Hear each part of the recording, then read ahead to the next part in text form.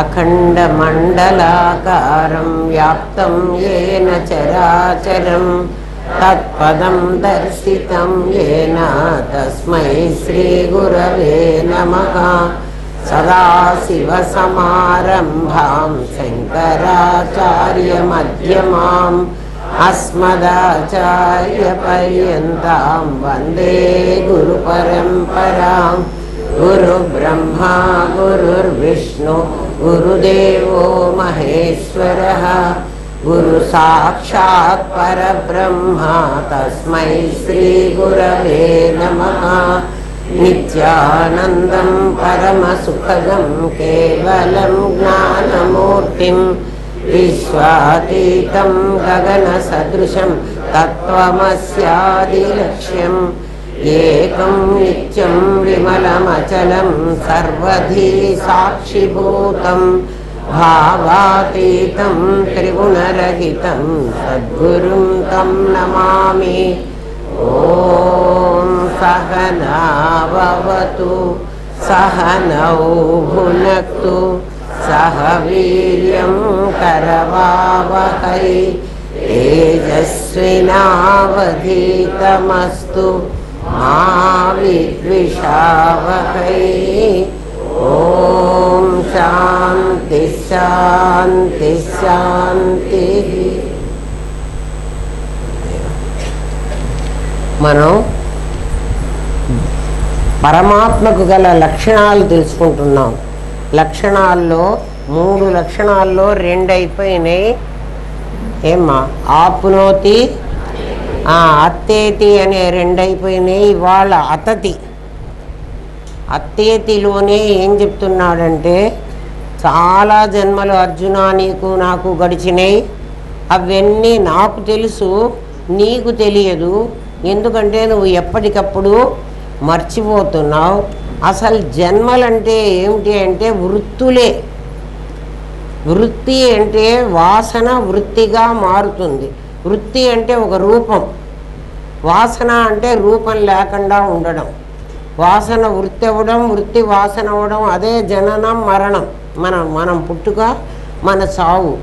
మన వాసనలు ఎన్నిసార్లు వృత్తులుగా మారుతున్నాయి అంటే మనం నిద్రపోయినప్పుడు మన వాసన అవుతోంది మనకి, అంటే వృత్తి వాసన అవుతోంది. అందుకే మనకి ఏం తెలియటల్లా. ఏ వృత్తి వాసన అయింది అంటే నేను భానుమతిగా పుట్టాను, నేను మనిషిని అన్న వృత్తి వాసన అయింది. అంతేనా? బాగా గుర్తుపెట్టుకోండి. అన్నంత వరకు ఏమీ నష్టం లేదు మనకు. అయ్యాం అన్నావంటే నష్టం ఉంది. అంటే సామాన్యం. బాగా గుర్తుపెట్టుకోండి. ఇంగ్లీష్లో చెప్తే బాగా అర్థమవుతుంది. అనేది సామాన్యం. నేనేమైనా అవ్వచ్చు. నేను అనేవాడిని మనిషిని కావచ్చు, పశువుని కూడా కావచ్చు, జడమైన వస్తువుని కూడా కావచ్చు. ఎప్పుడైతే యామ్ అన్నానో, యామ్ అనేది విశేషం. నేను విశేషమైపోయినా. ఏ విశేషమైనాను అయాం రామ, నేను రాముడనే పేరు గల విశేషంగా మారిపోయినా. అయాం భానుమతి, నేను భానుమతి అనే పేరు గల విశేషంగా మారిపోయినా. దానికి అర్థం అది. అంటే ప్రతి విశేషము సామాన్యం లేకపోతే ఉండదు కదా. సామాన్యం ఉంటేనే విశేషం ఉంటుంది, విశేషము లేకపోయినా సామాన్యం ఉంటుంది. సామాన్యం ఉండడం ఉండకపోవడం అలా ఉండాలి. ఎప్పుడూ సామాన్యం ఉంటుంది. దానికి కాలం కూడా లేదు, దీనికి కాలం ఉంది. మనం నిద్రపోయినప్పుడు ఈ విశేషం దీన్ని వృత్తి అంటాం. ఈ వృత్తి సామాన్యంలో లయమైంది. అందుకే మనకు నిద్ర అనేటువంటిది ఒకటి వచ్చింది. అది మనలోపలి నుంచే వచ్చి మన బుద్ధి దర్పణం మీద ఆవహించింది. బాగా గుర్తుపెట్టుకోండి. నిద్ర ఎందుకు వచ్చింది అంటే, నిద్ర నీకు ప్రపంచం కానీ నీవు కానీ కనపడకుండా ఉండే స్థితి. అంటే కలలో కనపడుతుంది, ఒక స్వప్న ప్రపంచం ఉంది. నిద్రలో ఏమీ లేదు, కానీ నేనున్నాను కదా. నేను అనేవాడిని ఒకడు ఉండకపోతే నాకు కదా నిద్ర వచ్చింది. నిద్ర ఎవరికి వచ్చింది? నాకు వచ్చింది. కాబట్టి నేనున్నా. నేను ఉన్నానని నాకు తెలియదు. లేచిన తర్వాత నేను హాయిగా నిద్రపోయినాను అంటున్నానే, హాయిని అనుభవించిన నేను ఇప్పుడు ఇక్కడ ఉన్న నేను ఒకడే. అందుకని వాడు ఏం చెప్తున్నాడు, నేను అక్కడ హాయిగా నిద్రపోయినాను అన్నాడు. నిద్ర లేచిన తర్వాత నీకు మళ్ళీ నీ పేరు భానుమతి, నువ్వు భానుమతివి అని నాకు ఎవరన్నా చెప్పాలా? వెంకటేశ్వర స్వామికి అయితే చెప్పాలి. ఉత్తిష్ట నరసార్థుల కర్తవ్యం దైవమాహ్నికం అని చెప్పాలి. అయ్యా ఈ దైవికమైన కార్యాలు చేయటానికి నువ్వు లేవయ్యా అని చెప్పాలి. మన్నెవ్వడూ చెప్పటంలే. ఎవడూ చెప్పకుండా మనకు మనమే నిద్రలేస్తున్నాం. నిద్ర లేవడం అంటే మీరు నాకు మెళుకువ వచ్చింది నేను నిద్ర లేచాను కాదు. మనకు మెళుకువ రాలే, మనం వాసన నుంచి వృత్తిలోకి వచ్చాం. ఏ వృత్తిలో నువ్వు నిద్రలోకి పోయావో సేమ్ వృత్తిలోకి నుంచి బయటికి వస్తున్నావు. ఏమ్మా, ఇంకో వృత్తి రావటలే. అందుకని మనం ఇంకో జన్మ కాదు, ఇది ఒకే జన్మ. అట్లా మరణం కూడా ఒక నిద్ర లాంటిదే. మరణంలో ఏమైపోతున్నాం, మనం నిద్రపోతున్నాం. అంటే అది నిద్ర. ఆ నిద్రలో సేమ్ వృత్తితో మళ్ళీ బయటికి రావటంలే. ఎందుకంటే అక్కడ నిద్రలోకి పోయే ముందరే నేను కొత్త వృత్తి వేసేసుకున్నా. మీకు అర్థమవుతోందా? ఇక్కడ నిద్రలోకి పోయే ముందర నేను కొత్త వృత్తి వేసుకోలే. ఏమంటున్నాను, ఇంకా నాకు నిద్ర వస్తోందమ్మా, నేను నిద్రపోతాను అన్నప్పుడు ఎవరు మాట్లాడుతున్నారు? ఈ వృత్తే మాట్లాడుతోంది. ఏ వృత్తితో మనం నిద్రలోకి వెళ్ళామో సేమ్ ఆ వృత్తితోనే మెళుకువలోకి వస్తున్నాం. అందుకని నిద్ర లేవగానే మనకెవ్వరూ చెప్పక్కర్లే. కానీ జన్మకు వచ్చిన తర్వాత మనకి ఎవరో చెప్పాలి. అమ్మో ఇలా నాన్నో మనకి చెప్పాలి, ఇదిగో నువ్వు ఫలానా. ఎందుకంటే నిద్ర లేవగానే మనకెవరు చెప్పట్లే. నిద్ర లేవగానే ఎవరినో చెప్తున్నారా నువ్వు ఫలానా అని? ఎవడు చెప్పాడు. మరి పుట్టిన తర్వాత ఎందుకు చెప్పాలి అంటే, చచ్చిపోయేటప్పుడు నువ్వు ఏ వృత్తిలో పోయినావో ఆ వృత్తిలోనే వచ్చినా చచ్చిపోయేటప్పుడు, అంటే చావడం కాదు, నేను నెక్స్ట్ బర్త్ తీసుకుంటానని చెప్పి చచ్చావు కదా, చెప్పి చచ్చావు కదా. మళ్ళీ బయటికి వచ్చిన తర్వాత ఆ సంగతి మర్చిపోయినావు. ఇక్కడ నువ్వు మర్చిపోలే. ఎందుకని? సేమ్ వృత్తితో మళ్ళీ వెనక్కి వచ్చావు. అక్కడ సేమ్ వృత్తి కాదు. అందుకని పరమాత్మ చెప్తున్నా బహూని మే వ్యతీతాని. కృష్ణుడికి ఎట్లా తెలిసినాయి ఆయన కూడా మనలాంటి జన్మే కదా అని మనకు అనుమానం వస్తే, మనలాంటి జన్మే కదా కాదు, ఇప్పుడు మనకు కూడా తెలుసు. ఎందుకని? నేను ఇప్పుడు పుట్టిన తర్వాత మా అమ్మ నాన్న నాకు ఈ పేరు పెట్టి ఈ వృత్తి అని నాకు నేర్పించారు. మళ్ళీ నేను ఈ వృత్తిలో స్టేబుల్ అయ్యేదాకా మా అమ్మ నాన్న ప్రయత్నం చేశారు. చిన్నపిల్లల్ని మనం ఏమని అడుగుతాం, అమ్మ నీ పేరేంటమ్మా? మనకు తెలియదా దాని పేరేంటో? మరి ఎందుకు పదే పదే అడుగుతున్నావు? మనం ఏమంటామంటే మా పిల్ల మాట్లాడుతుంటే చాలా ముద్దుగా ఉంటుంది, అందుకని 2-3 సార్లు నేను వింటున్నాను అని అనుకుంటున్నాం. కానీ ఆ వృత్తిని దానికి నేర్పిస్తున్నాం మనం. అర్థమైందా? అందుకని కృష్ణుడికి ఈ సంగతి తెలుసు. అంటే ఏ సంగతి తెలుసు? ఎన్ని వాసనలు వృత్తులు అవుతున్నాయో మళ్ళీ వాసన వృత్తి ఎలా అవుతుందో తెలుసు. అందుకని బహూని మే వ్యతీతాని జన్మాని తవచ అర్జున. నాకు నీకు చాలా, మే అంటే నాకు, తవచ అంటే నీకు, నీకు నాకు చాలా జన్మలు గడిచినాయి. నీకు ఆ జన్మలు తెలియదు, నాకు ఆ జన్మలు తెలుసు. మనకు కూడా ఆ జన్మలు తెలుసు. అంటే ఏం జన్మ ఏ వృత్తి అని తెలియదు, కానీ ఏదో ఒక వృత్తిలో నుంచే మనం చచ్చిపోయినాం, వాసనగా మారాం, మళ్ళీ మనము ఇప్పుడు వచ్చాం. ఇప్పుడు ఈ వృత్తితో, అంటే నిద్రపోవడం లేవడం ఎంత తేలికనో జాతస్య హి ధ్రువ మృత్యు అంత తేలిక. ఎవడికి? కృష్ణుడికి. కృష్ణుడిలాగా తెలుసుకున్న మనకి, కృష్ణుడిలాగా మనం కూడా తెలుసుకుంటున్నాం కదా. బ్రహ్మవిత్తు బ్రహ్మైవ భవతి అంది శాస్త్రం. ఆ బ్రహ్మమును ఎవడు తెలుసుకుంటాడో వాడు బ్రహ్మమే అయిపోతాడు. మరి కృష్ణుడు ఎవరండి మధ్యలో ఇంకోడు? కిందటిసారి కొంచెం ఈ పార్ట్ నేను కరెక్ట్గా మీకు చెప్పలే అంటే అప్పటికే టైం అయిపోయింది. అందుకని మళ్ళీ అది చెప్పి అతనికి చెప్తాను. కృష్ణుడు ఏమంటున్నాడంటే యదా యదా హి ధర్మస్య గ్లానిర్భవతి భారత, ధర్మానికి హాని ఎక్కడ జరుగుతూ ఉంటుందో అర్జున, ఆ ధర్మాన్ని మళ్ళీ స్థాపించటం కోసం ఏమా అభ్యుత్థానం అధర్మస్య తదాత్మానం సృజామ్యహం, నాకు నేను అందుకు పుడతాను. ఎందుకు పుడతాడు? నేను మళ్ళీ మానవ శరీరం ధరించి, అందుకే దాన్ని అవతారం అంటారు. అవతారం అంటే పైనుంచి కిందికి దిగి వచ్చింది. మనం ఇప్పుడు కింది నుంచి పైకి వెళ్ళాలి, అంతే కదా. మనం అందరం కూడా అవతారమే. అయితే ధర్మాన్ని స్థాపించడానికి కాదు మనం వచ్చింది. మనం ఏదో మన విష్ ఉంది, ఏదో కోరికలు మనకి, ఆ కోరిక తీర్చుకోవడానికి మనం ఈ జన్మకు వచ్చాం. కృష్ణుడు ఎందుకు వచ్చాడు? ధర్మ సంస్థాపనార్థాయ, ధర్మాన్ని స్థాపించడం కోసం నేను వచ్చాను అంటాడు కృష్ణుడు. మనం పైనుంచి దిగొచ్చామా కింది నుంచి పైకి వెళ్ళాలా అన్నదానికి మీరు ఒక్కసారి ఆలోచించండి కదా. భగవంతుణ్ణి మనము పైనుంచి వాడు దిగొచ్చాడు. అందుకని దేవుణ్ణి చూసేటప్పుడు మనం ఎలా చూస్తాము? పాదాల దగ్గర నుంచి తల వరకు చూడాలి. భగవంతుని చూసేప్పుడు మనం వెంకటేశ్వర స్వామిని ఎట్లా చూస్తాం? తల దగ్గర నుంచి కిందికి చూస్తాం కదా.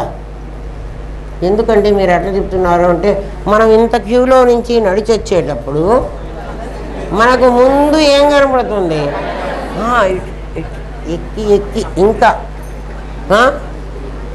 కనపడాడని మనం ఏం చూస్తున్నాం? తల నుంచి కిందికి చూస్తున్నాం కదా.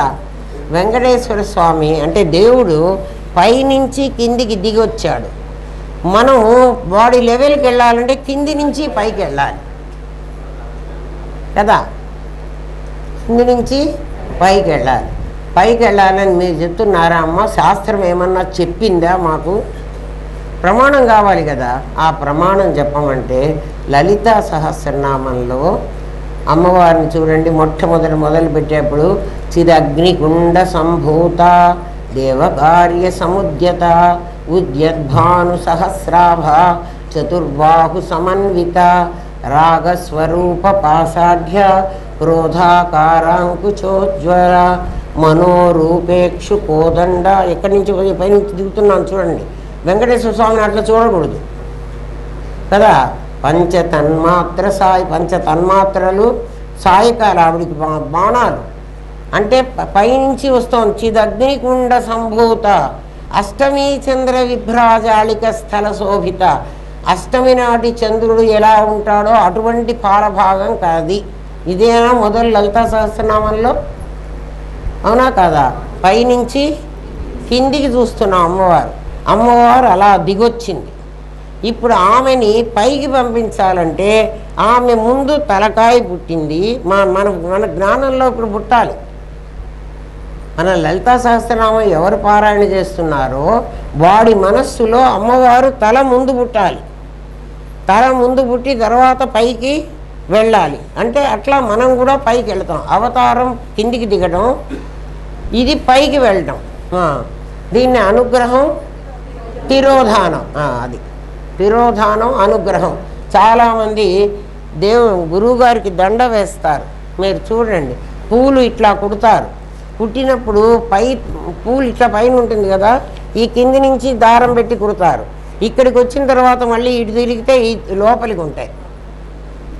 అట్లా ఉండకూడదు. ఇక్కడి నుంచి మళ్ళీ పైకి ఎక్కాలి. పూలదండ కుట్టడం కూడా రాదు మనకు. కనీసం అది మన బ్రెయిన్లోకి కూడా రాదు. అరే ఏంట్రా మనం ఇది తప్పు చేస్తున్నాం. ఇటువైపు ఇట్లా పైకి వచ్చినప్పుడు ఇటువైపు ఎట్లా రావాలి? మరి రెండు పైకే వేస్తున్నావు కదా, కానీ ఇటువైపు మామూలు పూలదండ కట్టడం కాదు. యదా యదా హి ధర్మస్య గ్లానిర్భవతి భారత అభ్యుత్థానమధర్మస్య తదాత్మానం సృజామ్యహం. పైనుంచి పరమాత్మ కిందికి దిగొచ్చాడు. మనం పైకి వెళ్ళాలంటే పాదాల దగ్గర నుంచే పైకి వెళ్ళాలి కదా. ఇప్పుడు అమ్మవారు చిదగ్నికుండ సంభూత, అగ్నికుండంలో నుంచి పుడుతుంది. నిప్పులో నుంచి ఎవరైనా పుడతారా చెప్పండి? నిప్పులో ఏమేసినా కాలిపోవాలి, అది బూడిదై మిగలాలి. ఏదన్నా వేణు కానీ అమ్మవారు ఎట్లా వచ్చింది? మామూలు అగ్ని కాదు, చిదగ్నికుండ సంభూత, చిత్ అనేటువంటి నిప్పు కుండంలో పుట్టిందిట కదా. దేవకార్య సముద్యత. మనం ఎప్పుడైనా యజ్ఞం కానీ ఏదైనా చేస్తే ఏమ్మా ఆ నిప్పులో మనం వెయ్యగానే చండీయాగం చేసినప్పుడు మీకు చూపెట్టా, ఆ మంటే నీకు ఆ అమ్మవారు ఆకారం ధరించి కనపడాలి. నిజంగా అమ్మవారు లేదు కదా, ఆ అగ్ని కీలలే అట్లా కనపడతాయి. అందుకని అష్టమీ చంద్ర విభ్రాజ అళిక స్థల శోభిత ముఖచంద్ర కళంకాభా మృగనాభి విశేషక వదనస్మర మాంగళ్య గృహతోరణ చిల్లిక పైనుంచి వస్తోంది చూడండి. మీరు ఆ నామాలన్నీ చదువుకోండి, మీకు తెలుస్తుంది. అంటే అమ్మవారు పైకి వస్తోంది, అవతారం కిందికి వచ్చాడు. మీకు తేడా తెలిసిందా? ఆ కిందికి వచ్చిన వాడు పైకి వెళ్ళేది నిరాకారంగా వెళుతుంది. ఇప్పుడు మనం నిరాకారం అయితే కానీ పైకి వెళ్ళలేము.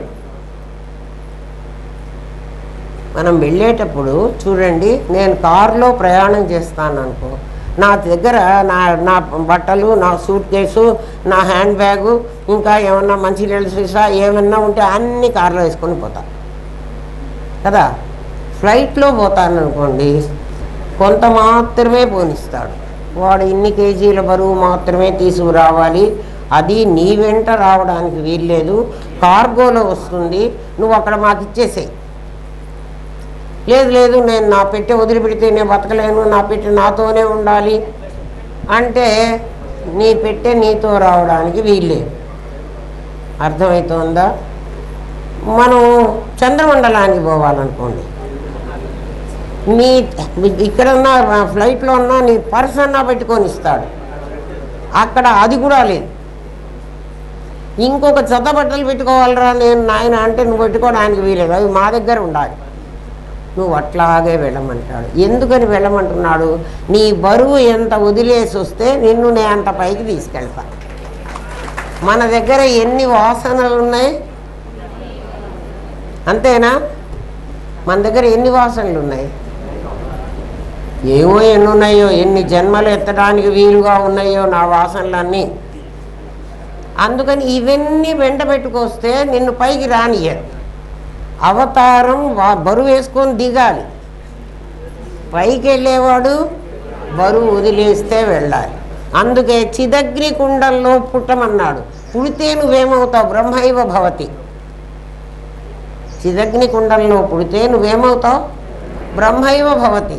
బ్రహ్మవిత్ బ్రహ్మైవ భవతి. బ్రహ్మమును ఎవడు తెలుసుకుంటాడో వాడు బ్రహ్మమే అయిపోతాడు. ఇంకో బ్రహ్మమని వేరే ఉండడు ఇంకోడు. మరి ఎందుకయ్యా నువ్వు ఇట్లా ఇక్కడికి దిగొచ్చావు అని అడిగితే, ధర్మానికి హాని అధర్మానికి వృద్ధి ఎక్కడ జరుగుతుంటుందో అప్పుడు నేను వాళ్ళలాగా వచ్చి వాళ్ళకి చెప్పి నేను వెళ్ళిపోతా. నేను వాడెవడు అంటే వాడు పరమాత్మే, కానీ వాడు పరమాత్మగా ఉండడు. అవతారం ధరించాడంటే విశేషమైనాడు. వాడు మళ్ళీ సామాన్యం అయిపోవాలి. సామాన్యం విశేషమైతే అవతారం, విశేషం సామాన్యమైతే బ్రహ్మము. అర్థమైందా? ఏం చేయాలి? విశేషం సామాన్యం కావాలంటే ఒక్క చంద్రమండలానికి వెళ్ళాలంటేనే నీ సామాన్లన్నీ వదిలేయమంటే, లేదండి నేను రేపు అన్నం తినకపోతే నాకు వీలు కాదు, నేను దంపుడు బియ్యం కూడా ఇన్ని తెచ్చుకుంటాను కదా, ఆ కొంచెం అక్కడ వండుకో తింటాను అంటే నీకు వండు తినక్కర్లేదు, నువ్వు నీళ్లు తాగక్కర్లేదు, నీకు అన్నం నీళ్లు అక్కర్లే, మేము క్యాప్సిల్ వేస్తాము, నీ లోపల చచ్చినట్టు పడుండు కదా, నీ తిండి నీకు పెడతాం. ఫ్లైట్లో వెళితే ఆ తిండి అన్నా పెడతాడు, అక్కడ ఏం పెట్టాడు. మిగిలినవన్నీ ఇక్కడే వదిలేయమంటాడు. అట్లా వదిలేసి వెళ్ళడం ఎట్లాగో నీకు ముందు నేర్పిస్తాడు కదా. మనందరినీ చంద్రమండలానికి డైరెక్ట్గా పంపిస్తాడా? మేము కూడా వస్తాము. ఒక్కసారి వాడు ఇందు మాడ్యూల్లో పెట్టి ఒక్క తిప్పు తిప్పేటప్పటికి అయిపోయింది మన పని. అదిరా కథ అని చెప్పాడు. యదా యదా హి ధర్మస్య గ్లానిర్భవతి భారత అభ్యుత్థానమధర్మస్య. నా పేజీ ఎక్కడికో వెళ్ళిపోయింది గురుదేవా. అందుకని నేను అప్పుడప్పుడు మానవ శరీరాన్ని ధరించి, ఎందుకు మానవ శరీరం ధరించి వస్తాడంటే మానవ శరీరంతో చెప్తేనే నువ్వు వింటావు, లేకపోతే అమ్మో నాకేదో సౌండ్ వినిపించింది అంటావు కదా, నువ్వు వినవు. పైగా మానవ శరీరానికే ఇట్లా శబ్దం బయటికి పంపించే శక్తి ఉంటుంది. ఎందుకంటే మానవ శరీరం అనేది ఒక ఉపకరణం. ఆ ఉపకరణం ఉంటేనే నీకు సౌండ్ బాక్స్ ఉంటేనే ఈ సౌండ్ అక్కడికి వినిపిస్తుంది. బాక్స్ లేకపోతే వినపడదు. ఆ బాక్స్ లాంటిది ఈ శరీరం. ఇది సత్యం అనుకుని మనం చూస్తున్నాం. ఇది ఎందుకు వచ్చింది అనేది తెలియకుండా, ఎందుకు వచ్చిందో తెలియదు. ఏదో పుట్టింది, పుట్టినరోజు పండగే అందరికీ, పుట్టింది ఎందుకో తెలిసేది కొందరికి. కొంతమందికి నేను ఎందుకు పుట్టాను అనేటువంటి ప్రశ్న వస్తుంది. అందరికీ నేను పుట్టాను ఈ లోకం నవ్వింది కదా. నేను పుట్టంగానే అందరికీ సంతోషం కదా, మా అమ్మ, మా నాన్న, మా మేనత్తలు, మా తాతలు అందరికీ కదా. నేను హాయిగా వెళ్ళిపోతుంటే ఈ ప్రపంచంలోంచి అందరూ ఏడుస్తున్నారు. నేను పుడితే బయటికి వచ్చేటప్పటికీ అంటే నేను ఏడుస్తూ పుట్టాను, వాళ్ళందరూ నవ్వారు. నేను నవ్వుతూ పోతున్నాను, వీళ్ళందరూ ఏడుస్తున్నారు. అది చూడండి, ప్రపంచానికి నీకు ఎటువంటి తేడా ఉందో. అవునా కాదా? సినిమా వాళ్ళు చాలా బాగా రాస్తారు, మనకు అర్థమై చావదు, కానీ అర్థమైతే కదా. సరే, అతతి అనేది మూడవది. ఇప్పుడు మీకు అది అర్థమైంది కదా. అతతి అనేటువంటి మూడవ పార్ట్ ఏమిటంటే నామరూపాలను అతిక్రమించి వాటిని ఆభాసలుగా చేసి అన్నిటినీ తనలో దాచుకుని తానే కనిపించేది అనిపించేది అతతి. చూడండి, ఒక నది ఉంది. ఇది మీకు అర్థం కావాలంటే, ఒక నది ప్రవహిస్తూ ఉంది. నదికి అవతలి ఒడ్డు, నదికి యువతలి ఒడ్డు, రెండు ఒడ్లు ఉన్నాయి కదా. ఆవలి తీరము, ఈవలి తీరము. మనం ఈవలి తీరంలో ఉన్నాం, ఇక్కడ మనం నుంచున్నాం. అక్కడ అవతలి ఒడ్డు ఉంది ఏమ్మా. దాన్ని పారము అంటాం, దీన్ని అవారము అంటాం కదా. పారావారము అంటే రెండు ఒడ్లను కలుపుకుని ప్రవహించేటువంటిది నది. ఎవడైనా పరీక్షలో వాడు పారంగతుడైనాడు అంటారు. పారంగతుడు అంటే అర్థం ఏమిటి? అవతలి ఒడ్డుకు చేరినవాడు. పరీక్ష పాస్ అయిన వాడిని ఏమనాలి? పారంగతుడు అంటారు. అంటే పారాన్ని చేరాడు అని. ఒక పారం చేరాలంటే, ఒక అవారం నుంచి పారం చేరాలంటే మధ్యలో నీకు నీళ్ళు అడ్డం ఉన్నాయి. మధ్యలో ఏమున్నాయి? నీళ్ళు అడ్డం ఉన్నాయి. అవారంలో ఏముందో పారంలో కూడా అదే ఉంది. అంటే ఈ ఒడ్డు ఆ ఒడ్డు కూడా నేలే. ఇక్కడ నేల మీదే నుంచున్నా, అక్కడ కూడా నేను నేల మీదకే పోబోతున్నా. పోతే మధ్యలో నాకు అడ్డం ఉంది ఏమిటంటే ఈ నీళ్లు. ఈ నీళ్ల కింద మళ్ళీ నాకు భూమే ఉంది. నీళ్లు ఎంత లోతున్నాయో ఆ నీళ్ల కింద అడుగునేముంది? భూమే ఉంది.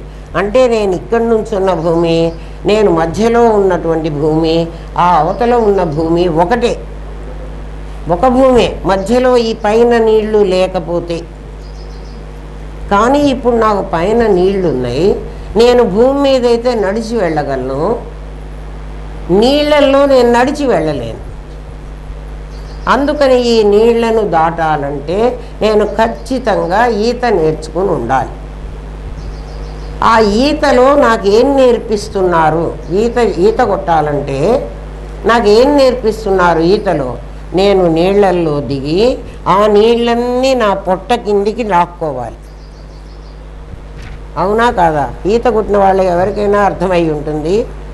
ఏమ్మా, ఈత కొట్టేవాడు బోర్ల పడతాడు, ఆ నీళ్ళన్నీ ఏం చేస్తాడు? వాడు ఇట్లా అంటుంటాడు, నీళ్ళన్నీ ఇటు లాక్కుంటాడు. ఇటు లాగే కొద్దీ నీళ్ళకి ప్రెషర్ ఎక్కువయ్యి వీడు ముందుకు పోతాడు. అబ్బాయిలకి బాగా తెలుసు, అమ్మాయిలు మరి ఈతలు నేర్చుకోలేదు కాబట్టి తెలియదు కదా. ఈ నీళ్ళన్నీ నువ్వు లోపలికి కొట్టుకుంటూ ఉంటే నిన్ను నీళ్ళే అవతలికి నెడతాయి. అవునా? ఈ నీళ్ళు ఏమిటంటే అడ్డంగా ఉన్నవి నామరూపాలు. నామరూపాలకు అడుగున ఉన్నది మళ్ళీ సామాన్యమే. ఈ జగత్తు అనే పేరుతో ఈ నామరూపాలు నాకు అడ్డు తగులుతున్నాయి. నేను జీవుణ్ణి, నేను కూడా ఒక దేహం ధరించున్నా కదా. నేను దేహం ధరించకపోతే నేను నామరూపాలని దాటుకుండే స్థితి నాకు లేదు. భగవంతుడు నాకు ఈ శరీరం ఎందుకు ఇచ్చాడు అంటే ఈ దేహంతో ఉన్నప్పుడు మాత్రమే నేను నామరూపాలు దాటి వెళ్ళగలను. ఈ దేహం కాకుండా ఇంకో దేహం ఇచ్చాడు అనుకో, నాకు ఏ పశువుగానో లేక పిట్టగానో లేకపోతే కోడిగానో కుక్కగానో దోమగానో చీమగానో అటువంటి దేహం నాకు ఇస్తే నామరూపాలను దాటగలిగిన స్థితి నాకు రాదు. అందుకే చాలా జన్మల తర్వాత నీకు మానవ జన్మ ఇచ్చాను. జ్ఞానవాన్ మాం ప్రపద్యతే, నన్ను పొందడానికి వీలైన మానవ శరీరం నీకు ఇచ్చాను. ఎందుకు నాకు మానవ శరీరం ఇచ్చావు? నాకు ఈత కొట్టడం అనేటువంటి సాధన చేసి నేను ఈ నీళ్ళని దాటి వెళ్ళాలి. ఈ నీళ్లుగా నాకు కనిపిస్తున్న ఈ మనుషులందరూ నీళ్ళు, మీరందరూ నీళ్ళు. మీ కింద ఏముంది? భూమి ఉంది. ఇప్పుడు మిమ్మల్ని దాటి వెళ్ళాలి. నేను నీళ్ళనైతే నా లోపలికి కొట్టుకొని నన్ను వెళ్ళమని నాకు ఈత నేర్పించారు. ఇక్కడ ఏం నేర్పించారు? అతతి అనేటువంటి దాన్ని నేర్పించారు. నామరూపాలను నిరసించి వీటిని వదిలేసి, వీటిని వదిలేసి అంటే వీటిని లాక్కో, వదిలేస్తే మళ్ళీ అక్కడికి పోయి నీకు అడ్డం వస్తాయి కదా. ఈత కొట్టేవాడు ఇట్లా తీసుకుంటాడు, నీళ్ళని దూరం చేస్తాడు, కానీ మళ్ళీ వాడు జరగాలంటే మాత్రం లోపలికి అంటాడు. అంటే నాకు అడ్డం లేవండి మీరు, మళ్ళీ మీరందరూ నా లోపలికి రండి. లోపలికి నీళ్లు కొట్టుకోకుండా వీడు అవతలికి పోలేడు. నామరూపాలను మింగేయకుండా నువ్వు అవతలికి పోలేవు. అర్థమైందా? అతతి అనేది అది. మీరు ఇది గుర్తుపెట్టుకుంటే మీకు ఈజీగా అర్థమవుతుంది బ్రహ్మ విద్య. తెలిసిందా? నామరూపాలను ఏం చేయాలి? అడుగునేముంది? బంగారమే ఉంది. నామరూపాలకు అడుగునేముంది? బంగారమే ఉంది. నీళ్ళకు అడుగునేముంది? భూమే ఉంది. ఇప్పుడు ఏం చేస్తామో చూడండి. దాన్ని అన్నిటినీ తనలో దాచుకుని తన లోపలికి లాక్కోవాలి. నీళ్ళని బయటికి కొడితే నువ్వు నీళ్ళని ఇటు కొట్టావు అనుకో, నేను వెనక్కి వెళతా. నీళ్ళని ముందుకు లాగాననుకో, నేను ముందుకు పోతా. ఆ నీళ్లు నాకు అడ్డం రావు. ఈత కొట్టిన వాళ్ళకి అర్థమవుతుంది. మీరు ఊహించుకుంటే మీకు అర్థమవుతుంది. మరి ఊహించుకోకపోతే నేను ఎవరన్నా వెళ్ళి స్విమ్మింగ్ పూల్కి వెళ్ళి చూసిరండి ఈతలు ఎట్లా కొడుతున్నారు అని. అది సాధన. నీళ్ళని వాళ్ళు ఏం చెయ్యరు. అన్నిటినీ తనలో దాచుకుని తానే కనిపించేది అంటే మరి పొరపాటుగా అర్థమవుతుందేమో, అనిపించేది. నామరూపాలు ఎప్పుడు లేకుండా పోతాయో అప్పుడు నీవే అనిపిస్తావు. ఎట్లా అనిపిస్తావంటే మీకు ఇంతకుముందు కూడా చెప్పాను, మళ్ళీ కూడా చెబుతాను, అంటే మీకు జ్ఞాపకం చేస్తాను. ఎట్లా అంటే నీవు కళ్ళు మూసుకుని కూర్చో, నీ లోపల అనేక ఆలోచనలు వస్తాయి. అది ఇంతకుముందే చెప్పాను మీకు. కళ్ళు మూసుకుని కూర్చుంటే ఏమవుతాయి? అనేక ఆలోచనలు వస్తాయి. వాటిని రానివ్వండి, నిరోధించవాకండి. నిరోధిస్తే ఇంకా బలంగా వస్తాయి అవి. అంటే నువ్వు మళ్ళీ కళ్ళు తెరిచి బయటికి వచ్చినప్పటి నుంచి మళ్ళీ నీ వెంట పడతాయి. వాటిని ఎన్ని వస్తున్నాయో చూడు. అవి వస్తున్నప్పుడు నువ్వేమనుకోవాలంటే ఈ మూడిటి గురించిన ఆలోచనలే నీకు వస్తాయి.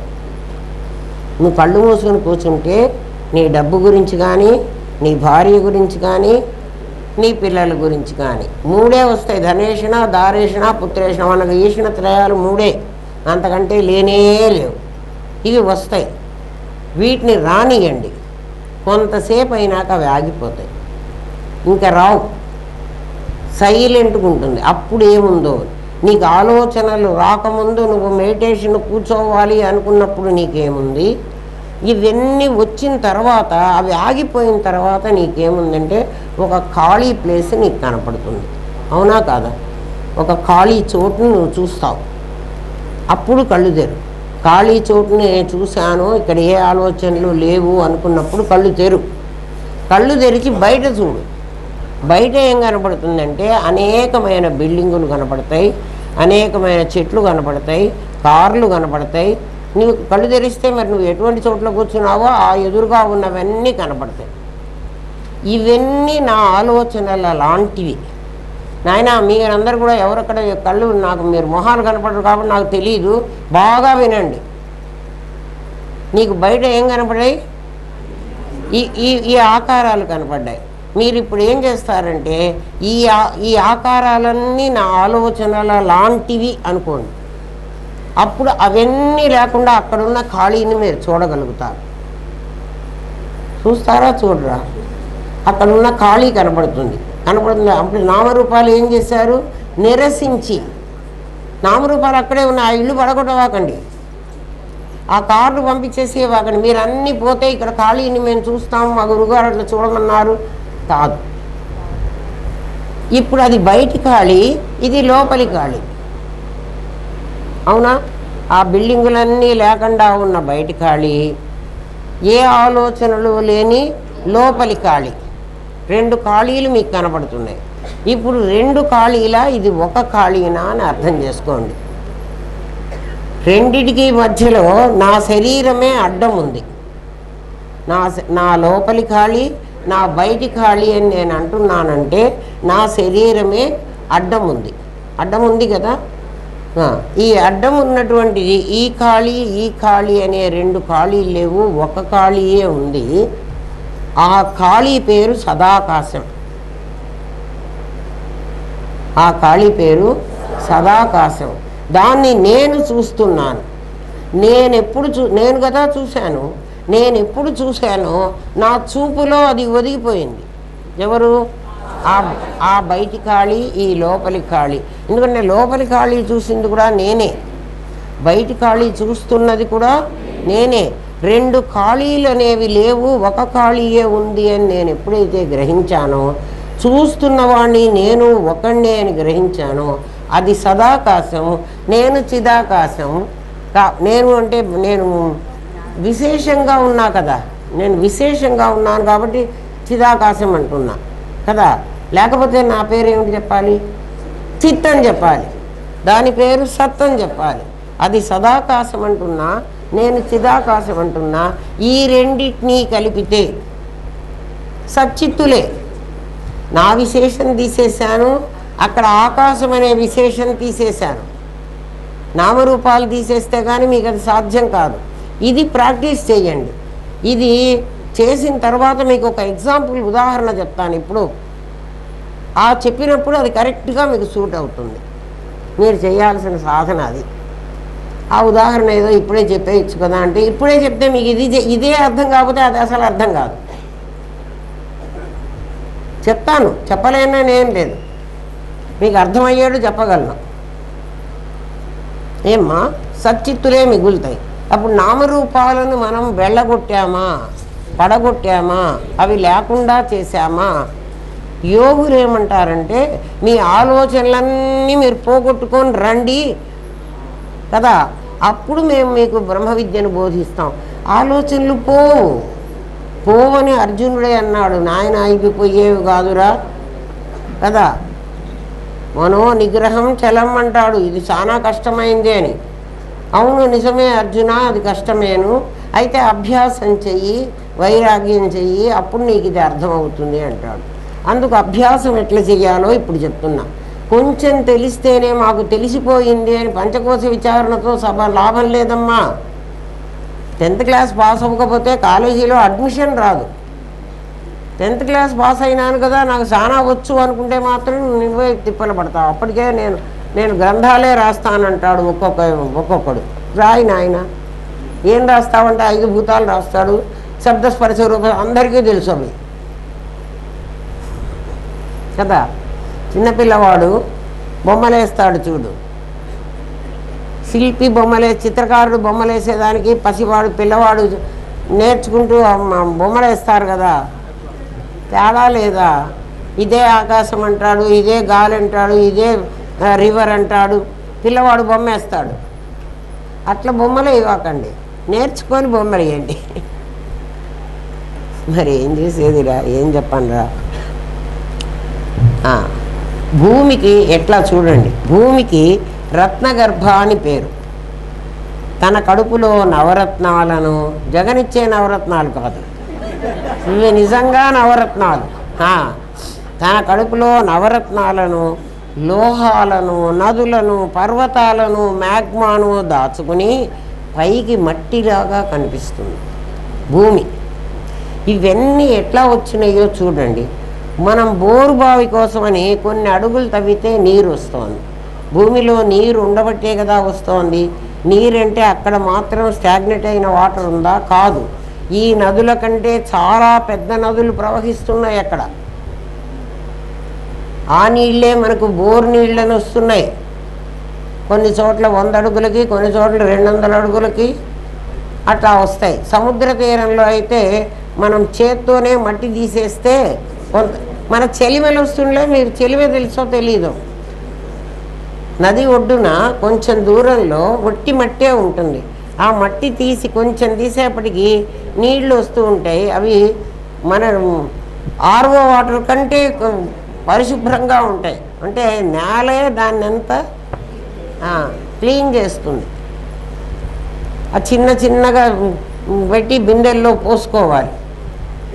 పల్లెల్లో ఉన్న వాళ్ళకి, నదీ తీరంలో ఉన్న వాళ్ళకి అవి తెలుస్తాయి. సముద్ర తీరం వాళ్ళకి ఇంకా కొంచెం ఒక 5 అడుగులు కూడా అక్కర్లేదు, 4 అడుగులు తవ్వితేనే వాళ్ళు బావి నీళ్ళు వస్తాయి. మా బాపట్లలో అట్లాగే వస్తాయి. బకెట్కి దాన్ని ముడిచి ఉంచేసి నీళ్లు రాగేయచ్చు కదా, అంత ఈజీగా వస్తాయి. ఎవరింట్లో వాళ్ళకి ఒక బావి ఏంటి 4 బావులు తవ్వుకుంటారు కావాలంటే. వరలు వేసేస్తారు. వర అంటే మట్టితో తయారవుతాయి రా, ఇట్లా సిమెంట్ కాదు, మట్టే, కుండల్లాంటివి. అవి ఒక్కొక్కటి దింపేస్తారు. ఆ మట్టి అంతా మళ్ళీ పూడి రేపు మళ్ళీ బావి పూడిపోకుండా ఎప్పుడు కావాలంటే అప్పుడు నీళ్ళు వస్తాయి. అది అంటే లోపల నీళ్లు ఉన్నాయి. ఆ నీళ్ళని పైకి మనం బోర్లు పెట్టి లాక్కుంటున్నాం. అవి కాక అక్కడ ప్రవాహం లేకపోతే నీరు ఎక్కడి నుంచి వస్తుంది? కోలార్ గనిలో బంగారం, ఐరన్ ఓర్లో ఇనుము, బొగ్గు గనులలో నేల బొగ్గు, భూగర్భంలో దాగి ఉన్నాయి కదా. మనకు తెలుసు కదా, ఒక చోట నేల బొగ్గు వస్తుంది, సింగరేణి. ఎట్లా వస్తుంది అంటే మీరు చూడండి, ఆ బొగ్గు గనులని, కోలార్ గనులని, ఇవన్నీ ఎట్లా వస్తాయంటే భూకంపం వచ్చినప్పుడు, ఎప్పుడో భూకంపం వస్తుంది. ఆ భూకంపం వచ్చినప్పుడు ఇవన్నీ భూమిలోకి దిగిపోతాయి. ఇక్కడ మొక్కలు, అడవులు, చెట్లు మనకన్నీ ఉన్నాయి కదా, ఇవన్నీ కూడా భూమిలోకి వెళ్ళిపోతాయి. భూకంపం వచ్చింది, ఒక ఆకు పసరు దేని రాయి మీద పడితే అది బంగారంగా మారుతుంది ఆ భూమిలో. ఆ భూమిలో ఉన్న ఉష్ణోగ్రతకి ఒక ఆకు పసరు, దాన్ని పరశువేది అంటారు. ఆ ఆకు ఎవరిదో ఎవరికీ తెలియదు. ఆ ఆకు పసరు దేని మీద పోస్తే అది బంగారంగా మారుతుందిట. కనుక్కోండి, బంగారం ఖరీదు చాలా పెరిగింది. మన చేతిలో ఏం లేదురా. భగవంతుడు సృష్టిలోనే ఆ పసరు అక్కడ పడ్డప్పుడు అది బంగారంగా మారింది. అందుకని బంగారు గని అక్కడే ఉంటుంది. ఇంకొక చోట వజ్రాలుగా మారుతున్నాయి కదా, మరొక చోట బొగ్గుగా మారుతుంది కదా. నేల బొగ్గు అంటున్నారు. నేలలో బొగ్గు రావడం ఏంటి? కట్టె కాలితే బొగ్గు వస్తుంది. మరి నేలలో బొగ్గు వస్తుంది, ఒక్కొక్క చోట ఐరన్ వస్తుంది. ఈ లోహాలన్నీ కూడా భూమిలో వస్తున్నాయి. అంటే భగవంతుడు వాటిని బంగారంగా సృష్టించాడా? సృష్టి ధర లేదో మొర్రో అంటే ఇవన్నీ ఎట్లా వచ్చినాయి? ఇవన్నీ ప్రకృతి సిద్ధంగా వస్తాయి. వాటినన్నిటినీ తనలో దాచిపెట్టుకుని పైకి మాత్రం మనకి మట్టిలాగా కనబడుతోంది ఈ భూమి. విశ్వాంతరాళంలో బ్లూ ప్లానెట్గా కనిపించే భూమి, సముద్రాలు ఆర్కిటిక్, అంటార్కిటిక్, పసిఫిక్, ఎన్ని ఓషన్స్ అన్నమాట. ఇవన్నీ తనలో పెట్టుకుని మొత్తం ఇదే బ్లూ ప్లానెట్ లాగా కనబడుతుంది మనం బయట నుంచి కనుక చూడగలిగితే. అంటే అన్ని సముద్రాలే, అక్కడక్కడ భూమి. ఆ భూమినే మనం 5 ఖండాలు అనుకున్నాం, 6 ఖండాలు చేశారు, ఇప్పుడు 7వ ఖండం కూడా ఉందన్నారు కదా. అట్లా అన్నిటినీ తనలో ఇముడ్చుకొని తానే కనిపించే భూమి అతతి, అన్ని దానిలోనే ఉన్నాయి, పైకి మాత్రం కనపడవు. ఇప్పుడు నువ్వు పరమాత్మవి కదా, నువ్వు పరమాత్మవి, అందరూ అహం బ్రహ్మాస్మి అని ఒప్పుకున్నాం కదా. మరి పరమాత్మవైతే నీ లోపల ఇవన్నీ దాచుకున్నావు. ఏమి దాచుకున్నావు అంటే ఎన్ని వాసనలు దాచుకున్నావు, ఎంత మ్యాగ్మా దాచుకున్నావు. నీ కోపం వస్తే తెలుస్తుంది నీ లోపల ఉన్న మ్యాగ్మా కదా. అది అవతల వాణ్ణి నాశనం చేసేదాకా వదలదు. ఇవన్నీ నీ లోపల ఉన్నాయి. అందుకని నువ్వే అతతివి, నువ్వు పరమాత్మవే. ఇవన్నీ లోపల దాచుకుని అవన్నీ కనపడి చాలా మంచోడు రా వాడు అసలు రూపం అది బయటకు వచ్చినాడు వస్తుంది. అట్లాగే భూమి యొక్క అసలు రూపం కనపడాలంటే ఒక బాలికన వస్తే భూమి అసలు రూపం కనపడుతుంది కదా. దాని లోపల నుంచి ఏమొస్తుంది? నిప్పు వస్తుంది. అది ఎన్నో ఏళ్ల వరకు అది చల్లారదు, అదంతా నిప్పు నిండిపోతుంది. మనకు వర్షం వస్తే నీళ్ళు ఎట్టా వచ్చినాయో, అది అగ్నిపర్వతాలు పగిలితే అటువంటివి అట్లా వస్తాయి. చూడండి, ఇప్పుడు మీకు గూగుల్లో ఉన్నాయి, మీకు కావాల్సిన చూడొచ్చు. మీరు వెళ్ళి చూడక్కర్లే, డబ్బులు కూడా ఖర్చు కావాలి. అన్నీ చూడండి, ఊరికే సీరియల్ చూడబాకండి, వేస్ట్. వాటి వల్ల ఏం రాదు. ప్రజ్ఞానం బ్రహ్మమైన ఆ విజ్ఞాన ఘని హిరణ్య గర్భనామంతో అన్నిటినీ తనలో ఇముడ్చుకుని ఇప్పుడు నీలో ఎట్లా ఇవన్నీ ఇమిడి ఉన్నాయో, నీలో కామం ఉందా లేదా, క్రోధం ఉందా లేదా, అహంకారం ఉందా లేదా, మదం ఉందా లేదా. అబ్బా నాకు అస్సలు అహంకారం లేదండి, లేదు, పైకి లేదు. భూమి కూడా పైన నా దగ్గర ఇవన్నీ నీళ్లు లేవంటుంది కదా. ఎప్పుడు అమ్మ అస్సలు ఒప్పుకోడు. అహం ఎట్లాంటిది అంటే ఇప్పుడు మన ఈ భూమి కింద దీని కింద నిప్పు ఉంది, మనం నిప్పు మీదే బతుకుతున్నాం కదా. మనం పైన నిప్పు ఉంది అనుకుంటున్నాం, పైన కూడా నిప్పు ఉంది, కింద కూడా నిప్పు ఉంది, మన పక్కన కూడా నిప్పు ఉంది. ప్రమాదం ఎంత పొంచి ఉంది అంటే ఒక్కసారి సముద్రం గనక పొంగిందంటే, నిన్ననే నేను చూశాను, పూరీ జగన్నాథం ఆలయంతో సహా సముద్రంలో మునిగిపోతుంది, ఆలయం మీకు తర్వాత కనపడదు కొన్నేళ్లకి అని చెప్తున్నాడు. అంటే ఆ సముద్రం ఇక కాస్త ముందుకు వస్తుందేమో, మనకు తెలీదు. అంటే మనం ప్రమాదం అంచుల్లో ఉన్నాం. మనకై మనం చావడం మరణం, మొత్తం కలుపుకోవడం ప్రళయం. అందుకని ఎప్పుడు ప్రళయం వస్తుందో మనకి తెలియదు. మనం ఎలాగైతే నీ లోపల నువ్వన్నీ దాచుకుని నువ్వు బతుకుతున్నావో పైకి వేరేగా కనపడుతూ, హిరణ్య గర్భుడు అనేవాడు ఒకడు ఉన్నాడు, వాడి పేరు బ్రహ్మదేవుడు నువ్వు పెట్టావు. నీ విశేషం ఉందంటే వాడి విశేషం కూడా ఉంది. నువ్వు సామాన్యం అయిపోతే వాడు లేడు. అందుకని మనం ఏదైనా మొదలు పెట్టేప్పుడు ఓం అని మొదలు పెడతాం. ఓం అఖండ మండలాకారం అంటున్నాం. ఓం అంటే ఆ తలుపు దగ్గరికి వెళ్ళావు నువ్వు. ఓంకి యువతలంతా ఈ ప్రపంచం, ఓంకి అవతలంతా పరమాత్మ. అర్థమైందా? ఓం, ఆ ఓం అనేటువంటిది కామదం మోక్షదం చైవ ఓంకారాయ నమో నమః. నువ్వు ఓం అనేది గేహళీ దీప న్యాయం అంటాడు. గేహళీ దీపం అంటే గడప మీద పెట్టిన దీపం. గడప మీద దీపం పెడితే యువతల గదికి అవతల గదికి కూడా ఎట్లా కాంతి వస్తుందో అట్లా ఓం అనేటువంటి ప్రణవాక్షరం యువతల సృష్టి స్థితి లయాలకి అవతల బ్రహ్మానికి మధ్యలో ఉంది. అందుకని ఓంతో మొదలు పెడుతున్నా. ఓం వరకు నేను నా ముగ్గురితోనే ఉన్నాను రా నాయన.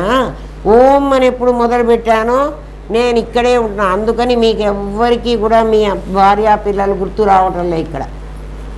ఎందుకని? మీరు గడప దాటి వచ్చేసారు. అందుకని ఎవరు గుర్తు రారు. మళ్ళీ మేము గుర్తు చేస్తే వస్తారు. ఇక్కడికి వచ్చి కూడా ఆ గుర్తు ఎందుకు, కాస్త వదిలేయండి, ఏం పర్వాలేదు ఏమ్మా. అందుకే పరమాత్మ ఏమన్నాడంటే, ప్రణవం అనేది ఓం ఓం ఇత్యేక అక్షరం బ్రహ్మ వ్యాహరన్ మాం అనుస్వరం. ప్రతి క్షణం నన్ను గురించి నీకు గుర్తు చేసేది ఈ ఓమేరా. ఈ ఓం అనేటువంటిది అకార ఉకార మకారం అనేటువంటి 3 అక్షరాలతో వచ్చింది కదా. అంటే ఈ 3 అక్షరాలు సృష్టి స్థితి లయాన్ని చూపిస్తాయి. సృష్టి స్థితి లయం ఎప్పుడైందో అప్పుడు విశేషం వచ్చింది. సృష్టి స్థితి లయం ముందు లయం అయిపోయిందో, ప్రళయం అయిందో, నువ్వు ఒక దాంట్లో సామాన్యంలో ఉంటావు. ఓం అనేది గడప. అందుకనే ప్రతిదానికి ఓం చెప్తాడు. ఓం లేకుండా ఏమీ పలకడానికి లేదు. అంటే ఓం అన్నావంటే అక్కడికి వెళ్ళి కాలింగ్ బెల్ కొట్టావు. నిన్ను తీసుకుపోయేవాడు అక్కడ కాలింగ్ బెల్ కొట్టగానే ఎవడో ఒకడు రావాలి, వచ్చి కదా మన లోపలికి పిలిచిపోతాడు. బెల్ కొట్టగానే మనమే లోపలికి పోతామా? మనకైతే బెల్ కొట్టగానే తలుపు తెరుస్తాడు ఎవడో ఒకడు వచ్చి, వాడి వెంట మనం లోపలికి పోవాలి కదా. ఇక్కడ తలుపు తెరిచేవాడంటే గురు బ్రహ్మ గురు విష్ణు గురుదేవో మహేశ్వర. మనని లోపలికి పిలుచుకుపోగలిగిన శక్తి ఆయనకు ఒక్కడికే ఉంది. అందుకనే గురు బ్రహ్మ గురు విష్ణు అంటున్నావు పాఠం మొదలు పెట్టుకునేప్పుడే. అయ్యా మేము ఈ గడప దగ్గరికి వచ్చేసాం, కాలింగ్ బెల్ కూడా కొట్టాం, మమ్మల్ని వచ్చి పిలుచుకుపో, అవన్నీ చూడటానికి మేము వస్తున్నాము. ఏం చూపెడతావు అక్కడ? అఖండ మండలాకారం వ్యాప్తం ఏన చరాచ. ఏదైతే ఈ నామరూపాలంతా వ్యాపించి, ఈ నామరూపాల్లోనే, అందుకే చరాచరం అన్నాడు. అసలు ఆ ప్రార్థనా శ్లోకంలోనే ఉంది. తత్పదం దర్శితం ఏనా. ఈ వీళ్లలోనే తత్ అనేది ఒకటి ఉండిట, నాకు తెలీదు. తత్పదం దర్శితం ఏనా తస్మై. అందుకని నీ వెంట వస్తున్నా. ఊరికే నువ్వు తలుపు తెరవగానే నీతో రాను. మీ ఇంట్లో ఏం చూపిస్తావో దయాల్ని భూతాల్ని చూపిస్తేనే రాను. నాకేం చూపెట్టాలి? చరాచరములలో ఉన్న తత్పదాన్ని చూపించు. అది చరాచరంలో తత్ అనేటువంటిది ఒకటి ఉంది, దాన్ని నాకు చూపెట్టు. అర్థమైందా? ఈసారి ఇదివరకు ఊరికే నోటితో శ్లోకం చెప్పేస్తున్నారు, ఇప్పుడు అర్థంతో చెప్పుకోండి. అప్పుడే మాకు ఎందుకంటే అర్థం చెప్పలేదు అంటే అప్పుడు చెబితే మీకు అర్థం కాదు కాబట్టి, ఇప్పుడు చెబితే అర్థం అవుతుంది కాబట్టి. ఏమ్మా? తత్పదం దర్శితం ఏనా తస్మై శ్రీ గురవే నమః. అందుకని నీకు నేను నమస్కారం పెడుతున్నానయ్యా. లేకపోతే వాళ్ళ ఇంట్లో తలుపు తెరిచేవాడు నువ్వు ప్యూనువో, లేకపోతే మరి వాళ్ళ పని మనిషివో నాకు తెలీదు. నీకు దండం ఎందుకు పెడతానంటే నువ్వు తత్పదం చూపించాలి. చూపిస్తానంటేనే నీకు నమస్కారం. ఇంట్లోకి పిలుచుకుపోతానంటేనే ఆ బెల్ కొట్టిన వాడి వెంట మనం పోతాం, తలుపు తీసిన వాడి వెంట పోతాం కదా. వాడు ఎవరింట్లో కన్నా పోవాలంటే ఎట్లా పోతాం? అది వాడిల్లు. అది మన ఇల్లు ఎప్పుడవుతుంది? తద్ధామ పరమం మమ. అది నా ఇల్లు ఎప్పుడవుతుంది? ఎవడైతే యద్గత్వ నా నివర్తంతే, వాడు వెనక్కి వెళ్ళిపోడు. భగవద్గీత ఏం చెప్పిందిరా? యద్గత్వ, ఎవడైతే ఈ ఇంట్లోకి వస్తాడో నా నివర్తంతే. మీరందరూ ఈ ఇంట్లోకే వస్తున్నారు కానీ మళ్ళీ వెళ్ళిపోతున్నారు. నా నివర్తంతే తద్ధామ పరమం మమ. అది నా ఇల్లు అన్నాడు పరమాత్మ. భగవద్గీత చూడండి, భగవద్గీత ఇట్లా చదువుకోండి, చాలా బాగా అర్థమవుతుంది.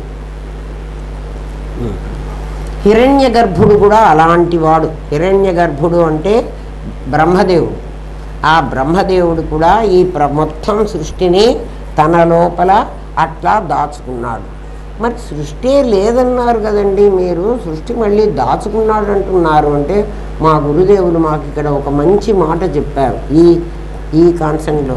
ఏంటంటే ఒక కలెక్టర్ ఆఫీస్ ఉంటుంది, దాంట్లో అంతా ఫైల్స్ ఉంటాయి, అన్ని రకాల ఆ జిల్లాకి సంబంధించినటువంటి మొత్తం మనుషులు, వాళ్ళ పొలాలు, వాళ్ళ ఆస్తులు, వాళ్ళ విలువలు అన్నీ కూడా దాంట్లో ఉంటాయి కదా. ఈ కలెక్టర్ గారు ఉన్నంతసేపు ఇవన్నీ వీరివి, ఈ కలెక్టర్ గారివి. ఈ కలెక్టర్ గారు ట్రాన్స్ఫర్ అయిపోతారు, ఈ కాగితాలన్నీ ఆయన ఎత్తుకోబడు, ఆఫీస్ అంతా ఇక్కడ వదిలిపెట్టిపోతాడు. ఇంకొక కలెక్టర్ వస్తే సేమ్ ఇవన్నీ రికార్డ్స్ అన్నీ ఇక్కడే ఉంటాయి కదా. హిరణ్య గర్భుడు అన్న బ్రహ్మదేవుడు ప్రళయంలో వాడిపోయి మరి ఇంకొకడు వస్తాడు, వాడొస్తే కూడా మన వాసనలు మన సర్వకర్మ స్వరూపము సచ్చిదానందమే. అర్థమైందా? సర్వకర్మ స్వరూపం. ఆ కలెక్టర్ వెళ్ళిపోయినాడు కదా, మా సంగతి ఇంకా వీడెవడికి కొత్త వాడు వచ్చాడు, వీడికి ఏం తెలియదంటానికి లేదు. నీ ఫైల్ అంతా అది ఎట్లా చెప్పారో చూడండి. అలా ఇంకా మళ్ళీ మర్చిపోవడానికి వీలు అసలు అక్కర్లేదు. ఈ హిరణ్య గర్భనామంతో అన్నీ తనలో ఇముడ్చుకొని అంటే తన ఆఫీసులో పెట్టేసుకున్నాడు. ఎవడు? నువ్వెట్లాగైతే ఆ జన్మ అయిపోతే దాని తాలూకు సంస్కారం అంతా ఈ నీ ఇప్పుడు కొత్త కలెక్టర్ వీడు, ఈ జీవుడు కొత్త కలెక్టర్, వాడి ఫైల్స్ అన్నీ ప్రీవియస్వి కదా. ఎన్నో జన్మలు ఎత్తొస్తున్నాం కదా. నా వాసనలన్నీ నా వాసనలు వాడి వాసనలు కాదు, వాడి వాసనలు వాడివి కావు. మరి ఈ జీవుడు ఎక్కడి నుంచి వచ్చాడు? కలెక్టర్ గారు కొత్తగా ఈ నాదిని ఎప్పుడు నేనని అభిమానించానో వాడు కదా జీవుడు. ఈ నాదికి కలిగే సంస్కారం అంతా నాకు ప్రీవియస్ బర్త్ నుంచి వస్తుంది. జీవుడు దీన్ని అభిమానించేవాడు. ఇప్పుడు ఈ జీవుడు మళ్ళీ ట్రాన్స్ఫర్ అయిపోయి నెక్స్ట్ బర్త్కి ఇంకొక జీవుడు తయారవుతాడు. అప్పుడు జీవుళ్ళు చాలామంది ఉంటారు. ఒక్కొక్క విశేషానికి ఒక్కొక్క జిల్లాకి ఒక్కొక్క కలెక్టర్, ఒక్కొక్క విశేషానికి ఒక్కొక్క జీవుడు కదా. అర్థమైందా? ఆ హిరణ్య గర్భుడు అలా తనలో సమస్తం దాచుకుని ఏమ్మా ఉన్నటువంటిది, ఆ హిరణ్య గర్భుణ్ణి కూడా తనలో దాచుకున్నటువంటిది బ్రహ్మము. అది అతతి. అంటే నాలో ఎట్లా నేను దాచుకున్నానో, ఏమేమి దాచుకున్నాను, భూమి ఎట్లా దాచుకుందో అట్లా అన్నిటినీ బయటపడనీయకుండా లోపలికి పెట్టుకుని అవి అవ్యక్తమైనప్పుడు మాత్రమే బయటపడతాయి. నువ్వు వ్యక్తమైనప్పుడు మాత్రమే నీ కోపం వచ్చి నీ ముఖం చూడాలి. అందుకే ఎవరికన్నా బాగా కోపం, ఇంట్లో కొట్లాడుతూ ఉంటారు కదా, కోపం వచ్చి వెంటనే ఒక అద్దం తీసుకువెళ్ళి వాడికి చూపించండి. ఏం మాట్లాడవాకండి. అద్దం తీసుకెళ్ళి చూపెడితే ఒరే నీ లోపల ఉన్నదంతా బయటికి వచ్చి నీ మొహం ఎట్లుందో చూసుకోరా. వాడితో ఎదురు తిరిగితే ఇంకా కాస్త రెచ్చిపోతాడు, ఇంకా కాస్త కొట్లాడుతాడు. అద్దం పెట్టి మొహం చూపిస్తే వాడికే తెలుసు కోపం వస్తే మనం ఎట్లుంటామో అని. అందుకే పాపం ఆ ఫోటోగ్రాఫర్ ఏం చేస్తాడంటే స్మైల్ అంటాడు. మీ ముఖాలు బాగలేవురా పక్షుల్లారా, కాస్త నవ్వండిరా, మీ ముఖం బాగుంటుంది. మనకి స్మైల్ అని ఎందుకు చెప్తున్నాడంటే మన ముఖాలన్నీ అది అంటే మనకి ఏం మనమేం అందంగా ఏం వేసుకోక్కర్లే, మన లోపల చాలా ఉన్నాయి. ఒక్కసారి ఇంకా ఇప్పుడు స్మైల్ అని కూడా చెప్పకుండా ఇట్లా అంటున్నాడు, ముఖం కాస్త పెద్దగా కదరా, నవ్వండిరా బాగుంటారని. ఒక్కసారి కోపం వస్తే ఒక కప్పు టీ కాచటానికి ఎంత ఎనర్జీ వేస్ట్ అవుతుందో అంత శక్తి నీది పోతుందిట కదా. ఒక్కసారి మనస్ఫూర్తిగా నువ్వు నవ్వగలిగితే అంత శక్తి నీకు వస్తుందిట. ఫోటోగ్రాఫర్కి ఇట్లా నువ్వు మూతి పెడితే నవ్వితే కాదు, ఆ నవ్వుకి రాదు. దాన్ని బట్టి నీ లోపల ఏముంది, అది ఎలా బయటికి వస్తోంది, దాన్ని బయటికి రప్పించడానికి మేమేమన్నా ప్రయత్నం చేస్తున్నామా?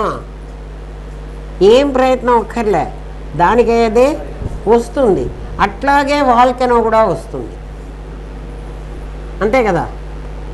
ఏం ప్రయత్నం చేయరు ఎవరు కూడా అగ్నిపర్వతాలని బద్దలై ఆ మేఘమా అంతా పైకి రమ్మని ఎవ్వడు చెప్పడు, అదే వస్తుంది. సముద్రాన్ని పొంగమని ఎవడు చెప్పాడు? ఇవన్నీ తనలో దాచుకున్నటువంటి ఇవన్నీ నీకు కనపడుతున్నాయి, నీ లోపల దాచుకున్నవి నీకు కనపడవు. అట్లాగే ఈ మొత్తం సృష్టి అంతా కూడా సర్వకర్మస్వరూపం పరమాత్మలో దాగి ఉంటుంది. దాని పేరు అతతి. ఇప్పుడు అర్థమైందా? సరే, లలితా సహస్రనామాల్లో అతతిగా ఉన్న ఆ పరాశక్తిని విజ్ఞాన ఘనరూపిణి అన్నారు. అప్పుడు ఆమె అతతి, విజ్ఞాన ఘనరూపిణి. ఏమా తర్వాత ఏమవుతుంది? ప్రజ్ఞాన ఘనరూపిణి, విజ్ఞాన రసరూపిణి. అమ్మో, ఇక్కడ ప్రింట్ తప్పు పడిందరా. పరాశక్తిని ప్రజ్ఞాన ఘనరూపిణి అన్నారు. ఏమన్నారంటే విజ్ఞానం కాదు, ప్రజ్ఞానం. మీ పుస్తకాల్లో కరెక్ట్ చేసుకోండి. ప్రజ్ఞానమే బ్రహ్మ. దాని గురించి మళ్ళీ చెప్తాను. ప్రజ్ఞాన ఘనరూపిణి, విజ్ఞాన రసరూపిణి. ప్రజ్ఞాన ఘనరూపిణి అన్నప్పుడు గోల్డ్ కాయిన్, విజ్ఞాన రసరూపిణి అన్నప్పుడు ఆ లిక్విడ్ ఫామ్లో చేస్తాడు వాడు. ఆ మూసలో పెట్టి కరగబెడతాడు. కరిగిన తర్వాత నీకు ఎట్లా కావాలో అట్లా వస్తుంది.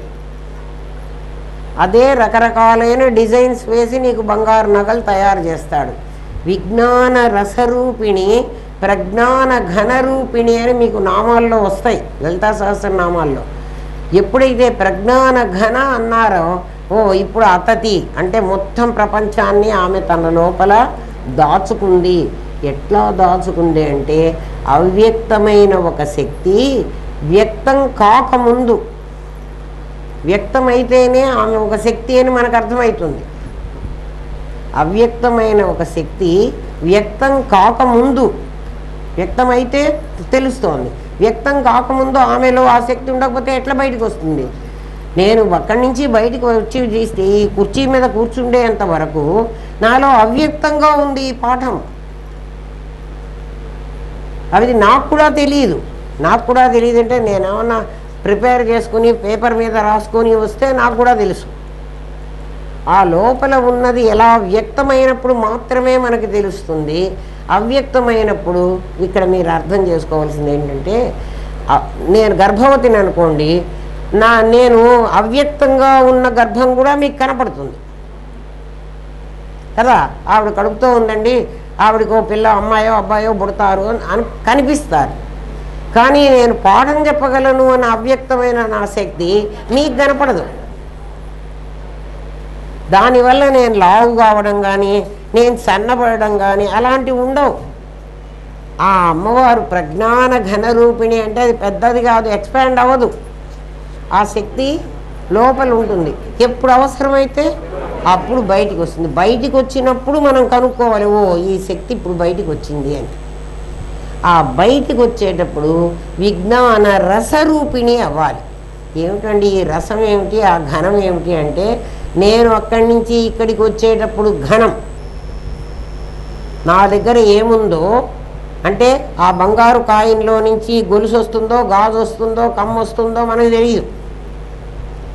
అది బయటికి రావాలంటే రసరూపిణి కావాలి. రసో వై సహా, పరమాత్మ రసస్వరూపుడట. రసం ఎక్కడుంటుంది అంటే మీరు ఏ సీరియలో సినిమానో చూస్తూ ఉంటారనుకోండి, అందులో మీకు ఒక చోట అబ్బా ఇది చాలా బాగుంది అనిపిస్తుంది. అంత సినిమా కాదు, ఎక్కడో ఒక చోట ఒక మాట మాట్లాడతారు, వెంటనే అందరు నవ్వేస్తారు. అంటే ఏమిటి? హాస్యం అనేటువంటి రసం అక్కడ ఉంది, కనపడదు, మామూలు మాటల్లాగా ఉంటాయి. ఇప్పుడు లోపలుండి బయటికి వచ్చేది చూడండి. అది ఆ రసం అక్కడ లేకపోతే అందరికీ సేమ్ ఫీలింగ్ రాదు. ఆ రసస్వరూపం పరమాత్మ. అది ఎక్కడుంది? అందులోనే దాగి ఉంది. ఇప్పుడు అర్థమైందా? అందుకని రసోవై సహా అంటాడు. ఆ రసస్వరూపమే పరమాత్మ. ఆ రసాలు శృంగారము, హాస్యము, వీరము అలాంటివి నవరసాలు అంటారు. 9 రకాలుగా బయటకు వస్తుంది. 9 రకాలుగా అంటే ఉన్న కాయినే ఏమ్మా గొలుసుగా, గాజులుగా, కమ్మలుగా, కంట వంట వడ్డాణంగా రకరకాలుగా బయటకు వస్తుంది. అది ఎన్నైనా అవుతుంది, ఇది 9 అవుతుంది. 9 నవరసాలు అంటారు. ఆ రసస్వరూపం దాగి ఉంటుంది, అది బయటకు వస్తే పరమాత్మ. అదే పరమాత్మ. దాన్ని దాగి ఉన్నప్పుడు ఉన్నటువంటి రసస్వరూపాన్నే అతతి అంటారు. మీకు విరిగా కనపడదు. అందుకని ఈ ప్రపంచమంతా కూడా వ్యక్తమైనటువంటి పరమేశ్వరీ స్వరూపం. ఈ ప్రపంచమంతా వ్యక్తమైన పరమేశ్వరి స్వరూపం, అమ్మవారి స్వరూపం. ఎందుకంటే అమ్మవారు అన్నారు అంటే దాగి ఉన్నది ఆమెనే, బయటపడింది ఆయన. కాబట్టి ఇక్కడ ఆడపిల్లైనా మగపిల్లవాడైనా అందరూ అమ్మవారులే. అమ్మవారు అంటే చీర జాకెట్ వేసుకునేట్లు కాదమ్మా, శక్తి. నాలో ఎక్కడ శక్తి ఉందండి? నీ లోపల అతతీరా నువ్వు, నీ లోపల శక్తి ఉంది. అది ఈ పనిముట్టు ద్వారా ఏ శక్తి వ్యక్తం అవ్వాలో అదే వ్యక్తం అవుతుంది. అర్థమైందా? మనం ఒక ఉపకరణం కదమ్మా, దీని ద్వారా ఏది బయటపడాలో అదే బయటపడుతుంది. లేదు బయటపడకుండా మనం మూడిటికే ఉపయోగించుకొని మళ్ళీ చచ్చిపోతే ఏం ఉపయోగపడకుండా ఈ ప్రపంచంలో ఎందుకు పుట్టామో తెలీదు, ఎందుకు పెరిగామో తెలీదు, ఎవరిని పోషించడానికి పుట్టామో తెలీదు, చివరికి కట్టెల్లో కాలిపోవడం మాత్రం తథ్యం. అది నిజం. ఏమీ లేకుండా గనక అసలు మనం ఎందుకు పుట్టామో తెలుసునా? పరమాత్మను తెలుసుకోవడానికే పుట్టా. మానవ జన్మ ఎందుకు ఇచ్చాడు భగవంతుడు? ఆయన్ని తెలుసుకోవడానికి. తెలుసుకుంటే ఏమిట్రా లాభం? మళ్ళీ నువ్వు ఈ వ్యాపారానికి పోక్కర్లేదు. కథ చెప్పా కదా, తలా 25,000 ఇచ్చి వాళ్ళ నాన్న వ్యాపారానికి పంపించాడు కదా. ఒకడు వ్యాపారంలో 25,000ని 50,000 చేసుకొచ్చాడు, ఒకడు 70,000 చేసుకొచ్చాడు, ఒకడు ₹1,00,000 తెచ్చాడు. సంవత్సరం అయిన తర్వాత మళ్ళీ 4 కొడుకులు ఇంటికి వచ్చారు. ఒకడంతా పోగొట్టుకుని వచ్చాడు. అంతా పోగొట్టుకొచ్చిన వాడిని ఏమన్నారు? ఒరేయ్, నువ్వు వ్యాపారం వద్దు, ఏం వద్దు, పోరా, నువ్వు ఇక్కడే ఉండరా, నేనేదో వ్యాపారం ఎక్స్పాండ్ చేసుకోవాలని మిమ్మల్ని అందరినీ పంపిస్తే నువ్వు ఉన్నది కూడా పోగొట్టుకొచ్చావు అంటే కొంత కర్మ ఇచ్చి మళ్ళీ పంపిస్తే ఆ కర్మతో ఇంకా కాస్త కర్మని ఇంకా కాస్త కర్మని మనం పోగు చేసుకొని తీసుకొస్తే మళ్ళీ అది. మా ఇంటికి వచ్చిన వాడు మళ్ళీ పోడు అంటే అర్థం ఏమిటి? వాడి ఇంటికి వెళ్ళిన వాడు అంతా పోగొట్టుకొని వచ్చినవాడు. ఏం పోగొట్టుకున్నాడు? వాసనాక్షయ, తత్వజ్ఞాన, మనోనాశ, 3 టోటల్ నాశనం. టోటల్ నాశనం అయిపోతే పరమాత్మ రారా నాయన, నువ్వు నా దగ్గరే ఉండరా, ఏదో ముద్ద అన్నం పెడతా తిని పడుండు కదా. అది ప్రజ్ఞాన ఘనమన్నా విజ్ఞాన రసమన్నా మీకు అర్థం కావాలి. విజ్ఞానం ఎప్పుడు రసస్వరూపంగా ఉంటుంది, ప్రాక్టికల్ ఎప్పుడు ఫార్మేషన్లో ఉంటుంది, పని జరుగుతుంది. థియరీ ఎప్పుడు చెప్తామంతే కదా. పరమాత్మ ఏం చెప్పాడు భగవద్గీతలో? జ్ఞానం విజ్ఞాన సహితం. ఒట్టి జ్ఞానం నీకు లాభం లేదురా నాయన. థియరిటికల్ నాలెడ్జీ సరిపోదు, ప్రాక్టికల్ నాలెడ్జీ కావాలి నీకు. ఎందుకయ్యా నాకు ప్రాక్టికల్ నాలెడ్జ్ అంటే, నువ్వు చచ్చేదాకా నీకు గుర్తుండాలంటే నీకు ప్రాక్టికల్ కావాలిరా, థియరీ ఉంటే చాలదు. మరి మీ ఇష్టం. అందుకే విజ్ఞానధామం మొదలు పెడదామంటే అది ఎవడో తీసేసుకున్నాడు. ఇది ఆనందధామం, అది విజ్ఞానధామం అని అనుకున్నాం మనం ఒకప్పుడు. సరే పోన్లేండి. ఆ పరాశక్తిని విజ్ఞాన రసరూపిణి అన్నారు. రసం ఏమిటి అంటే, నాలో ఈ శబ్దాలన్నీ వస్తున్నాయే, శబ్దంలాగా రూపం ధరించకముందు ఈ అక్షరాలన్నీ పరా అనేటువంటి చోట్లోంచి బయలుదేరుతాయి. అది నాభిలో ఉంటుంది పరా. దాని దగ్గర నుంచి పశ్యంతి అనేటువంటి ఇంకో పరా ప్రత్యక్షితి రూప పశ్యంతి పరదేవత మధ్యమా వైఖరి రూప. అప్పుడు వైఖరిగా వస్తుంది. పరా, పశ్యంతి, మధ్యమ, వైఖరి 4 స్టేజెస్లో నీ విజ్ఞాన రసం శబ్దరూపం ధరిస్తుంది. అది ధరించడానికి ముందర చూడండి, సౌండ్, ఒక శబ్దం. ఆ శబ్దము నా ముఖయంత్రంలో చేరి నా పళ్ళ ద్వారా, నా దవడల ద్వారా, తాలువుల ద్వారా, పెదవుల ద్వారా, నాలుక ద్వారా రకరకాలుగా నాలుక తిరుగుతుంది చూడండి. అంటే ఇన్ని రకాలుగా నోరు స్పందించి ఆ సౌండ్ని ఆ శబ్ద రూపం ధరించి బయటికి వస్తుంది. ఆ శబ్దం ఎంత నిజం కాదో, నిజంగా పరమాత్మ ఎవరు? ఆ శబ్దం జగత్తు. ఇప్పుడు మీకు అందరికీ శబ్దం అయితే వినపడుతోంది, ఈ శబ్దానికి పూర్వరూపం ఏమిటి? పరమాత్మ స్వరూపం కదా, అది నిరాకారం, ఇది సాకారం. ఏది సాకారం? శబ్దం సాకారం. శబ్దానికి ఆకారం ఉంది. నేను మాట్లాడే ప్రతి మాట మీరు రాయగలరు కదా, నేను చేసే ప్రతి సౌండ్ రాయండి, రాయలేరు. ఏమా? అది కూడా లింగ్విస్టిక్స్ వాడు రాయగలడు. లింగ్విస్టిక్స్ అని ఇంకొక లాంగ్వేజ్ ఉంటుంది శబ్దాన్ని. మనం స్టెనోగ్రాఫర్ రాస్తాడు చూడండి, స్టెనోగ్రాఫరు సౌండ్ని బట్టి రాస్తాడు. ఇప్పుడు ఎవరు చదవట్లేదేమో, ఇప్పుడు లేరు. సరే, ఇప్పుడు స్టెనోగ్రాఫర్ అక్కర్లా, షార్ట్ హ్యాండ్ రైటింగే లేదు. షార్ట్ హ్యాండ్ వాడు అదే రాస్తాడు, శబ్దాలు రాయడు. అది అంతా పరమాత్మలో నుంచి వచ్చిందేరా, మనకు అర్థం కాదు. మనకు మాటలు వస్తున్నాయంటే ఇప్పుడు ఎవడన్నా మాటలు రాని మూగవాడు ఉన్నాడు అనుకో, వాడికి భావాలు ఉన్నాయి, మాట్లాడలేడు. అంటే శబ్దరూపంగా వాడు పెట్టడంలాగా. వాడికి ఏం ప్రాబ్లం వచ్చింది అంటే వైఖరిలో ప్రాబ్లం వచ్చింది. వైఖరి అంటే ఏమిటి? మాట్లాడడం అనేటువంటి ఈ యంత్రానికి వాడికి ప్రాబ్లం. ఈ యంత్రానికి ప్రాబ్లం వస్తుంది. ఈఎన్టీ రెండు వాడు ఈఎన్టీ డాక్టర్లు ఉంటారు చూడండి, ఇయరు, నోసు, టంగు. వాడికి ఈ చెవికి దీనికి సంబంధం. ఇది ఏది వింటుందో అది ఇది మాట్లాడగలదు. వీళ్ళిద్దరికీ కనెక్షన్. వాడికి భావాలు ఉన్నాయంటే వాడి విజ్ఞాన రసం ఉంది. అసలు లలితా సహస్రనామం మొత్తం మీరు అర్థం చేసుకోండి రా, అన్ని పదాలు మీకు మొత్తం అద్వైతం తెలిసిపోతుంది. మాకెందుకంటే మీరు చెప్పిన పదం బాగుంది, అది వింటే చాలు. మేం ప్రయత్నం చేయం, మమ్మల్ని అంత కష్టపడమంటారేంటి? మాకు ముగ్గురితో పని చాలా ఉంది. మీరంటే ఖాళీగా ఉన్నారు కాబట్టి మీ ఇష్టం, మీరు ఏమన్నా చేసుకుంటారు. మేము ఈ 3 పనులు చేసుకోవాలి కదా. మీరంటే రిటైర్డ్ పర్సన్, మీరేమన్నా చేసుకుంటారు కదా. అంతే. ఎవడన్నా సాధన చేయటం లేదంటే అది కారణం. సరే,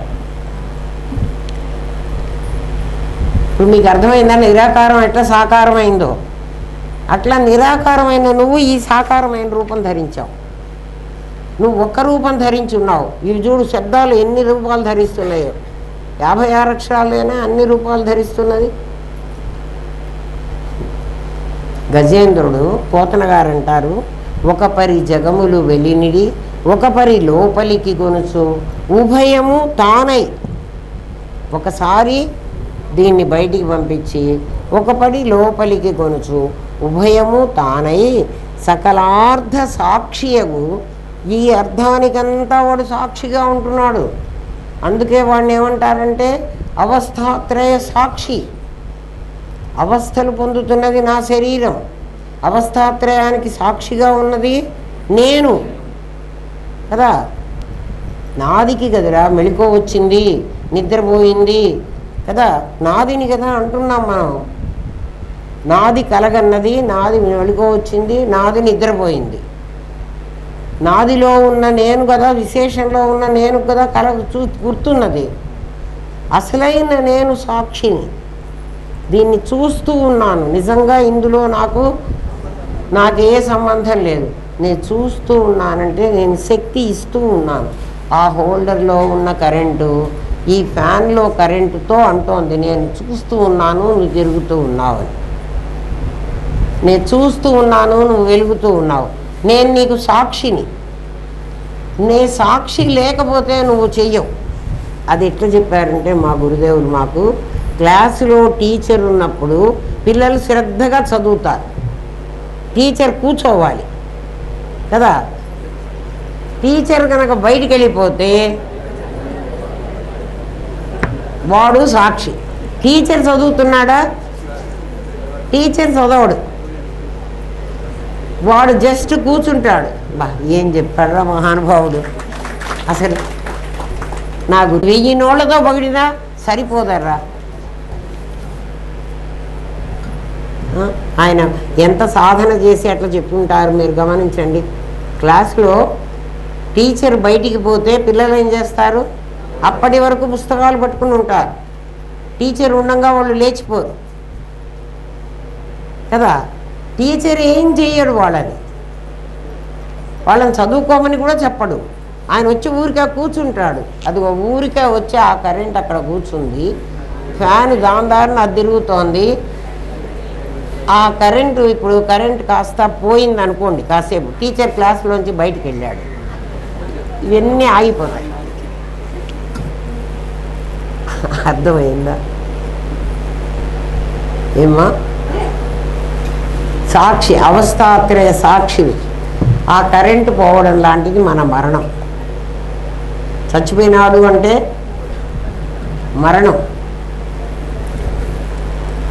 పోతన గారు గజేంద్రుడితో చెప్పిస్తారు. గజేంద్ర మోక్షం అని భాగవతంలో ఒక పార్టు. ఆయన గజేంద్రుడితో చెప్పిస్తారు. గజేంద్రుడు ఎందుకంటే అహంకారానికి మూలం ఏనుగే. ఏనుగుకున్నంత అహం ఎవ్వడికి ఉండదుట. అహంకారం ఒక రూపం ధరిస్తే ఎలా ఉంటుందంటే ఏనుగులాగా ఉంటుంది. మళ్ళీ దానికి కూడా చాలా సూక్ష్మ బుద్ధి ఉంది. అది దాని తొండం ఇంతలా ఉంటుంది, తొండానికి పక్కన చిన్న ఇంట్లో కొස්සలాగా ఇంత ఉంటుంది ఒకటి. దాంతో సూదిని ఇట్లా పట్టి తీస్తుంది. సూది మనం వేళ్లతో సూదిని ఎట్లా మనం వేళ్లతో కూడా పట్టుకోలేము, గోరుతో ఇట్లా అంటే తప్ప సూది అందదు. అది నడిచేటప్పుడు చూడండి, దాని అహం తెలుస్తుంది మీకు. ఏనుగు ఎట్లా నడుస్తుంది, గుర్రం ఎట్లా పరిగెత్తుంది, చాలా బాగా పరిగెత్తుతుంది. ఏనుగు అట్లా పరిగెత్తమనండి, మీరేమంటారంటే ఏనుగుకి చాలా పెద్ద శరీరం అండి, బరువైన శరీరం, అది ఎట్లా పరిగెత్తుతుంది అంటారు. కాదు, దానికి అహంకారం చాలా ఉంటుంది, అందుకే మెజెస్టిక్గా నడుస్తూ ఉంటుంది. మెజెస్టిక్ అంటారు దాన్ని. చూడండి, మామూలు మెజెస్టిక్ సర్కిల్ అని వీళ్ళ దగ్గర ఒకటి ఉంది. అక్కడికి వెళితే అహంకారంగా ఉంటారేమో మనుషులు, నాకు తెలియదు కదా.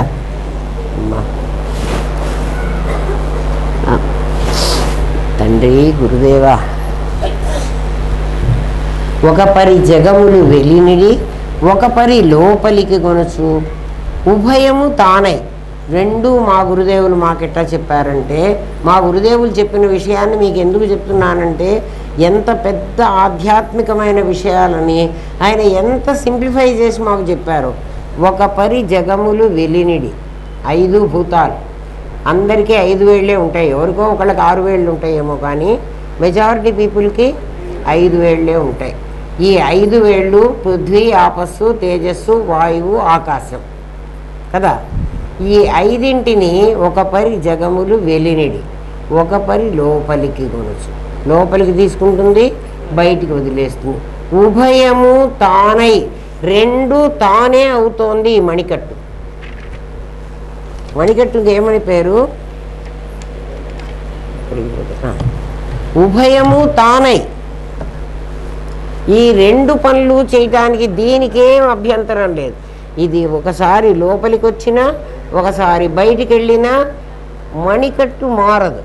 ఇది పరమాత్మ అనుకుంటే 5 భూతాలు ఒకసారి విజృంభించి ప్రపంచమవుతున్నాయి, ఒకసారి లోపలికి పోతున్నాయి. దాని లోపల ఏ గీతలున్నైతే ఉన్నాయో, చాలా గీతలు ఉన్నాయి, వీటినన్నిటినీ మూసేస్తోంది. సర్వకర్మస్వరూపం సచ్చిదానందం లోపల దాచుకుంటుంది, మూసేస్తుంది. ఈ కర్మ ప్రకారమే ఇవి జన్మకు వస్తున్నాయి.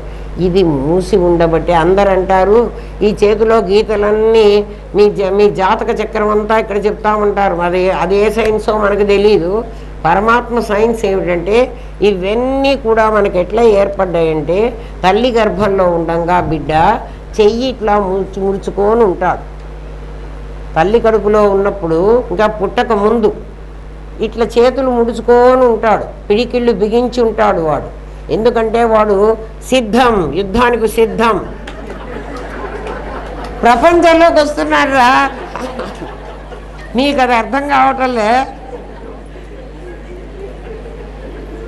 మీకేం తెలుసురా?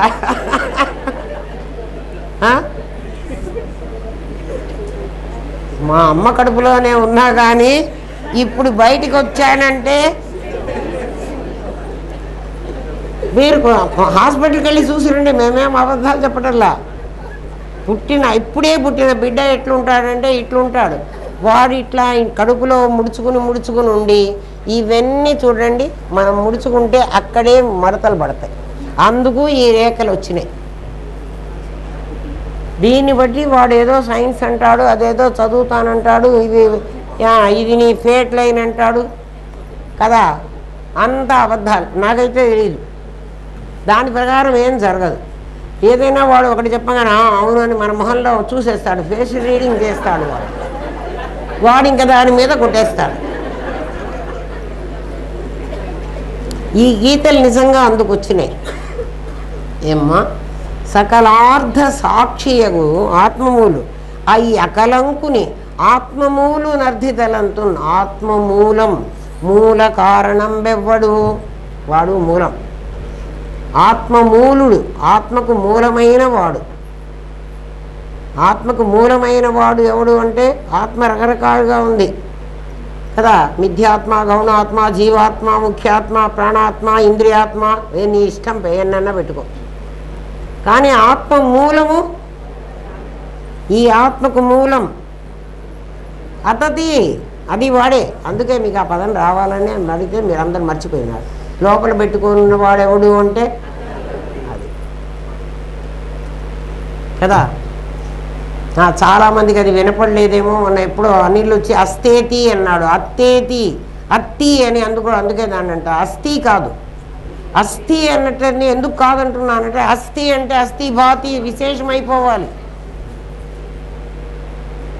ఎట్లా ఉండాలంటే బంగారు నగలు చేసేవాడు చాలా వాళ్ళు, అందుకే వాళ్ళు బ్రహ్మ అన్నారు, విశ్వబ్రహ్మ అంటారు నగలు చేసేవాళ్ళని.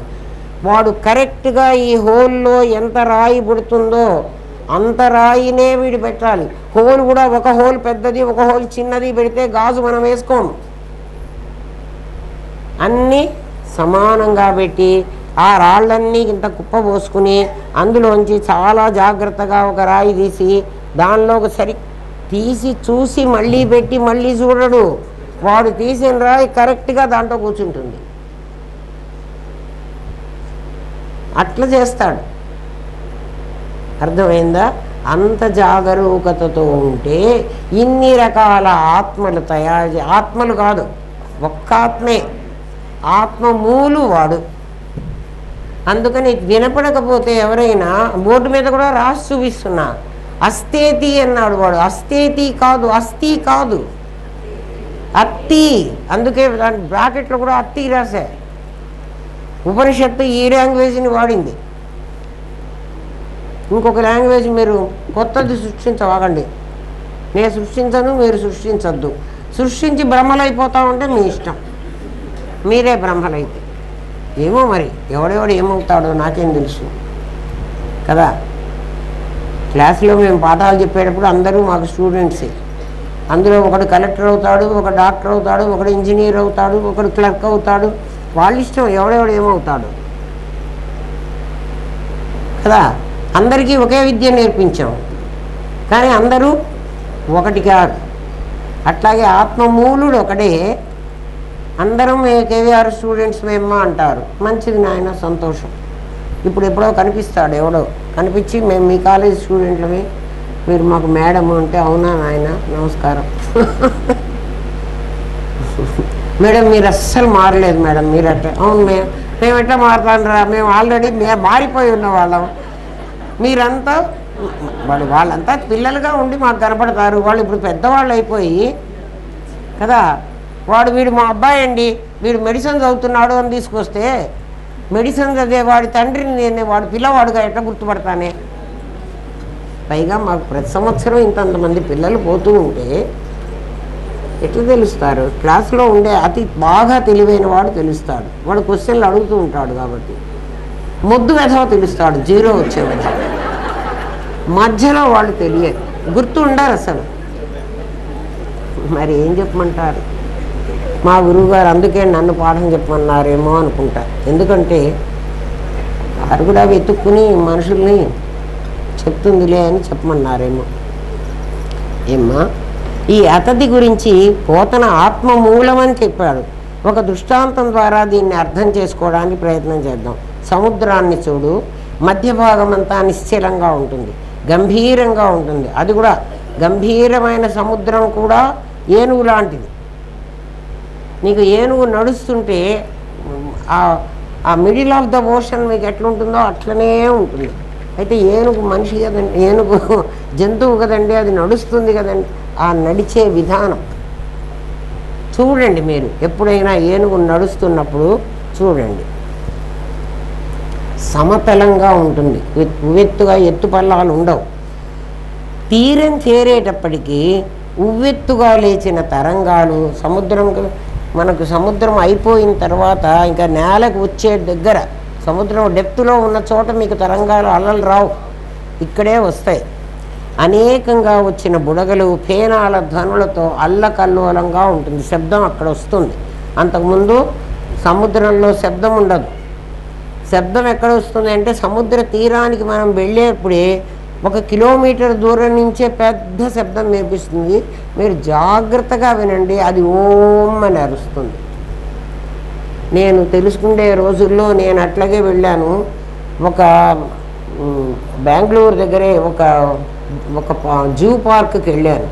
అక్కడ కూడా సింహం కూడా ఓం అనే అరుస్తోంది. మీరు వినండి, అవి ఏమేమి అరుస్తాయో ఆ అరుపులు, ఎందుకంటే నువ్వే మనస్సుతో వెళతావో నీకు అవి అట్లనే కనపడతాయి. సముద్రం అట్లాగే అరుస్తుంది, ఓం అని అరుస్తూ ఉంటుందట.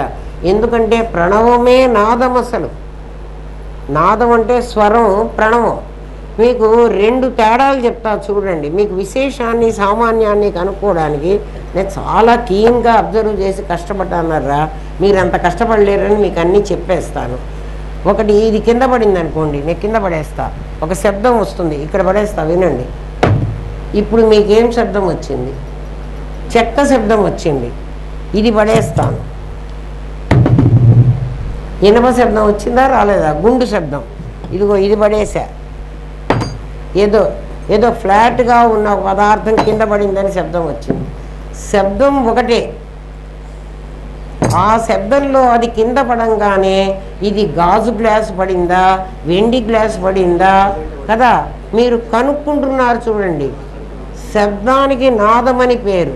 ఆ నాదం ఎవరిలాగా పడింది మీకు వెంటనే ఆ శబ్దం వినగానే చెప్తున్నారు. ఇది గాజు గ్లాస్ కింద పడింది, గాజు పగిలింది. అది వెండి పళ్ళెం కింద పడింది, వెండి పగిలింది, పగలలేదనుకో పడింది. స్టీల్ పళ్ళెం కింద పడింది, అది స్టీల్ శబ్దం. ఇది వెండి శబ్దం, ఇది గాజు శబ్దం, ఇది బంగారం శబ్దం, ఇది సినప మేకు శబ్దం, ఇది ప్లాస్టిక్ వస్తువు శబ్దం. తెలుస్తున్నాయా తెలియటం లేదా? వాటన్నిటికీ ప్రత్యేకమైన శబ్దాలు ఉన్నాయా లేవా? కానీ వాటన్నిటినీ సృష్టించిన నాదం ఒకటి ఉంది కదా, అది శబ్దం కదా. ఆ శబ్దంతో పాటు ఈ శబ్దం కలిసి ఉంది. 2 శబ్దాలు కాదు, అవి 2 కలిసి ఒకటే. అందులో ఒకటి సామాన్యం, ఒకటి విశేషం. మీరు విశేషాన్ని కనుక్కుంటున్నారు, ఎందుకంటే మీరు విశేషమై ఉన్నారు కాబట్టి. మీరు సామాన్యం అవ్వండి, సామాన్యాన్ని కూడా కనుక్కుంటారు. ఇప్పుడు మీరు 2 కనుక్కుంటున్నారు. అర్థమైందా అమ్మా? శబ్దం ఏదైనా వస్తువు కింద పడంగానే మీకు శబ్దం వినిపిస్తోందా, వినిపించట్లేదా? ఆ శబ్దం ఏదో కూడా మీరు రికగ్నైజ్ చేయగలుగుతున్నారా లేదా? చేస్తారు కదా. కుండ కింద పడి పగిలిపోయిందిరా అక్కడెక్కడో కదా. వంటింట్లో ఆ పని మనిషి ఏదో కప్పులు కడుగుతూ ఓ కప్పు కింద పడేసిందిరా సింకులో. వెంటనే నువ్వు హాల్లో ఉన్న నీకు కనిపించింది. ఏం కనిపించింది? కప్పు పగిలిందని కనిపించింది కదా. ఎట్లా కనిపించింది? అది సౌండే కదా. అక్కడ ఇంకొక 2ోది కూడా రాశారా? నీకు 2 తెలిస్తే అక్కడ శబ్దాన్ని, ఆ శబ్దం చెప్పినటువంటి ఆ విశేషాన్ని ఎట్లా నువ్వు కనుక్కోగలిగావు? ఇక్కడ చూడగానే ఇక్కడ మాధురిని కనుక్కోగలవు, మాధురి లోపల ఉన్న నన్ను కనుక్కోగలవు. అది ఇప్పుడు ఆ శబ్దం నువ్వు కనుక్కున్నావా లేదా? నీకు ఆ నాలెడ్జ్ ఉంది, ఈ నాలెడ్జ్ లేదా అంటే ఇది తెలియదు. ఇప్పుడు తెలిస్తే ఇప్పుడు కనపడుతుంది. ఎట్లా అండి? విశేషాన్ని చూస్తూ సామాన్యాన్ని ఎట్లా చూడండి. అతది నీకు అర్థమైతే ఆ లోపల ఉన్నది నీకు అర్థమవుతుంది. తెలిసిందా? ఇవి ఎందుకు తెలియమందో, ఎందుకు మన ఇవి తెలుసుకోమని చెప్పిందో? ఏమ్మా దాంట్లో ఏమున్నాయి? తరంగం, బుద్భుతం, ఫేనం ఇవన్నీ కూడా ఇక్కడికి వచ్చినాయి, బయటికి వచ్చినాయి. సముద్ర గర్భంలో లేవు, సౌండ్లో లేవు. బయటికి వస్తేనే ఆ శబ్దం వస్తుంది. రెండు మేఘాలు గనక కొట్టుకున్నట్లయితే ఇమీడియట్గా ఏమొస్తోంది? ఉరుము వస్తోంది, మెరుపు వస్తోంది కదా. ధ్వని వస్తోందా రావట్లేదా? శబ్దం పుట్టింది. ఆ శబ్దం వెంటనే ఇది ఉరుము, ఇది మెరుపు అని ఎట్లా చెప్తున్నావు? అక్కడ లైట్ వచ్చింది కదా, ఆ లైట్ వచ్చి ఊరుకుందా? శబ్దం వచ్చింది. అదేమిటంటే ఆ మేఘాలు రెండు కొట్టుకున్నాయి. వాటి షేపులు ఎట్లుంటాయో నీకు మెరుపు షేప్ అట్లా వస్తుంది. తెలిసిందా? దానిలో పైకి కనిపించని అనేక సుడిగుండాలు ఉంటాయి. సముద్రంలో సుడిగుండం నీళ్ళే. ప్రతి సుడిగుండంలో నీరు తప్ప మరేం ఉండదు. కానీ ఆ నీరు గుండులాగా తిరుగుతున్నది. తిరిగి లోపలికి వెళుతుంది. నువ్వు లోపల దాకా వెళ్ళి చూడు, వెళ్ళవాకు. సుడిగుండంలో పడితే ఇంకా బయటికి రావు. ఎందుకంటే ఆ నీళ్ల ఫోర్స్ అంత ఎక్కువ ఉంటుంది. నువ్వు సుడిగుండంలో పడవాకు అని చెప్పి మా గురుదేవులు మాకేం చెప్పారంటే, బకెట్లో నీళ్లు పోయి బకెట్లో నీళ్లు బాగా గిరగిరా తిప్పు ఒకసారి, నువ్వు బయటికి రా, అది తిరుగుతూ ఉంటుంది. ఒక చిన్న ఇంత కాగితం తీసుకుని పడవలాగా చేసి దాంట్లో పెట్టు. ఆ పడవ ఇట్లా తిరిగి లోపలికి వెళ్ళు. ఆ పడవ నువ్వు కదా, నిన్ను నీళ్లు లోపలికి పంపిస్తున్నాయి. సుడిగుండం సుళ్ళు తిరుగుతోందంటారు. నీరు తప్ప అక్కడ ఇంకేమీ ఉండదు. బంగారం నగగా మారినట్లు సముద్ర జలం సుడిగుండంగా మారింది. సుడిగుండానికి నామరూపాలు ఉన్నాయి, బంగారానికి నామరూపాలు లేవు. మనం ఏమనుకుంటామంటే, మీకు ఈ అతతి ఎందుకు చెప్తున్నాడంటే, ఉపనిషత్కారుడు మనకి ఎందుకు చెప్తూ ఉన్నాడంటే, నాది వేరు నేను వేరు ఇద్దరున్నారని మీరు అనుకుంటారు. ఇంతకుముందు ఏమనుకున్నాం? నేను బ్యాక్గ్రౌండ్కి పంపించా, నాదిని ఫోర్ ఫ్రంట్కి తెచ్చాను. ఈ నాదిని నేను వ్యవహరిస్తున్నానంటే నేననేవాడు సాక్షి అనే పేరుతో లోపల ఇంకోడు ఉన్నాడేమో. కాదురా, వాడే వీడు. వాడు నిరాకారం, వీడు సాకారం. అందుకు నీకు సుడిగుండం చెప్తున్నాడు. నీకు బంగారము నగా చెప్తున్నాడు. బంగారంగా ఉన్నప్పుడు అది నిరాకారం, నగగా మారినప్పుడు అది సాకారం.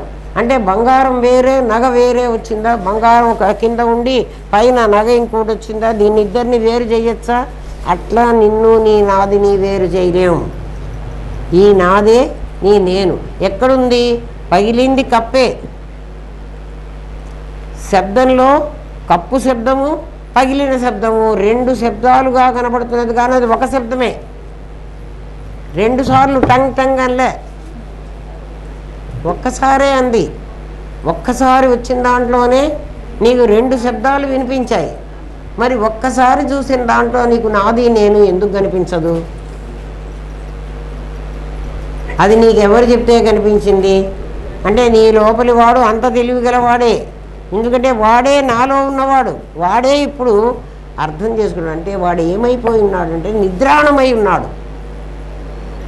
మనం వాడిని ఏం చేసామంటే, నీతో మాకేం పని లేదురా, ఈ మూడింటి కోసం నువ్వు అసలు అక్కర్లేదు కదా. ఈ మూడింటికి ఎవరు కావాలిరా? ఎవడు చెప్పాలి? ఇది చెప్పాలంటే గురువు కావాలి.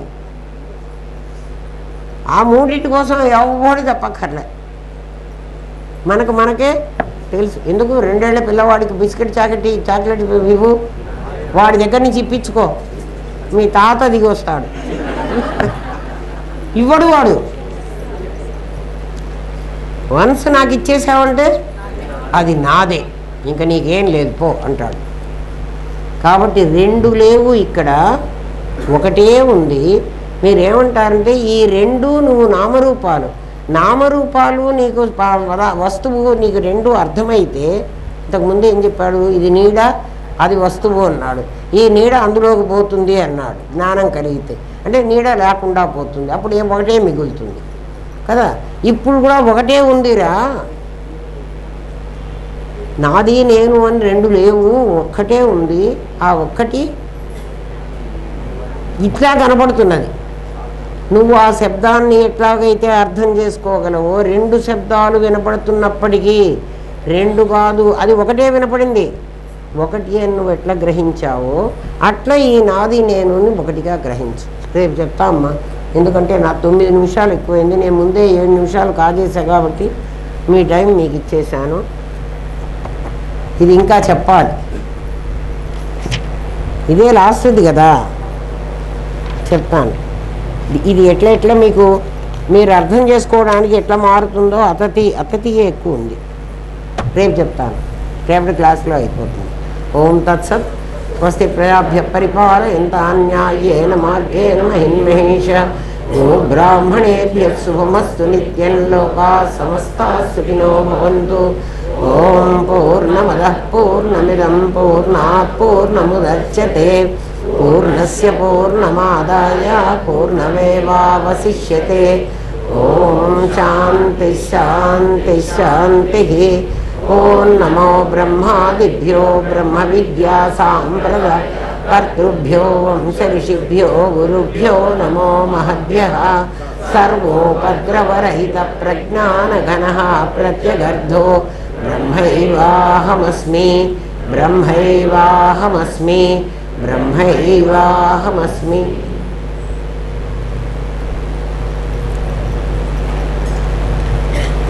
మీరు బకెట్లో నీళ్లు తిప్పలేకపోతే మీ బాత్రూంలో నీళ్లు ఒక పెద్ద బకెట్ కుమ్మరించండి ఒక్కసారి. ఆ హోల్లో నుంచి పోయే నీళ్లు తిరుగుతూనే పోతాయి. ఎందుకు తిరుగుతున్నాయంటే దాని కింద ఖాళీ ఉంది. అట్లా సముద్రంలో కూడా నీళ్ల మధ్యలో ఒక వ్యాక్యూమ్ ఏర్పడుతుంది. ఆకాశంలో కూడా ఎయిర్ పాకెట్స్ అంటారు, అక్కడ వ్యాక్యూమ్ ఉంటుంది. ఆ వ్యాక్యూమ్లోకి మన ఫ్లైట్ని లాగేస్తుందని వాడు చాలా టర్బులెన్స్ వచ్చాయి, జాగ్రత్తగా బెల్ట్ కట్టుకోండి అని తిడుతుంటాడు. అట్లా ఆ సముద్రంలో కూడా అలాంటిది ఉంటుంది. ఆ ఉన్నప్పుడు ఏమవుతుందంటే తిరుగుతూ ఉంటాయి. ఎందుకు తిరుగుతున్నాయి ఇట్లా రౌండ్ అంటే భూమి తిరుగుతోంది, తిరిగే దాంట్లో వీళ్ళు ఉన్నారు. అందుకు అవి మీ బాత్రూంలో బకెట్ నీళ్లు పోయండి, తెలుస్తుంది మీకే. ఊరికే గబగబా పిచ్చి పిచ్చిగా స్నానాలు చేసి రావకండి. బ్రహ్మ విద్య అంటే అదే. ప్రతి క్షణం నువ్వు ఆలోచించు, నీకు పరమాత్మ ఎన్ని తెలియజేస్తాడో మీకే తెలుస్తుంది కదా.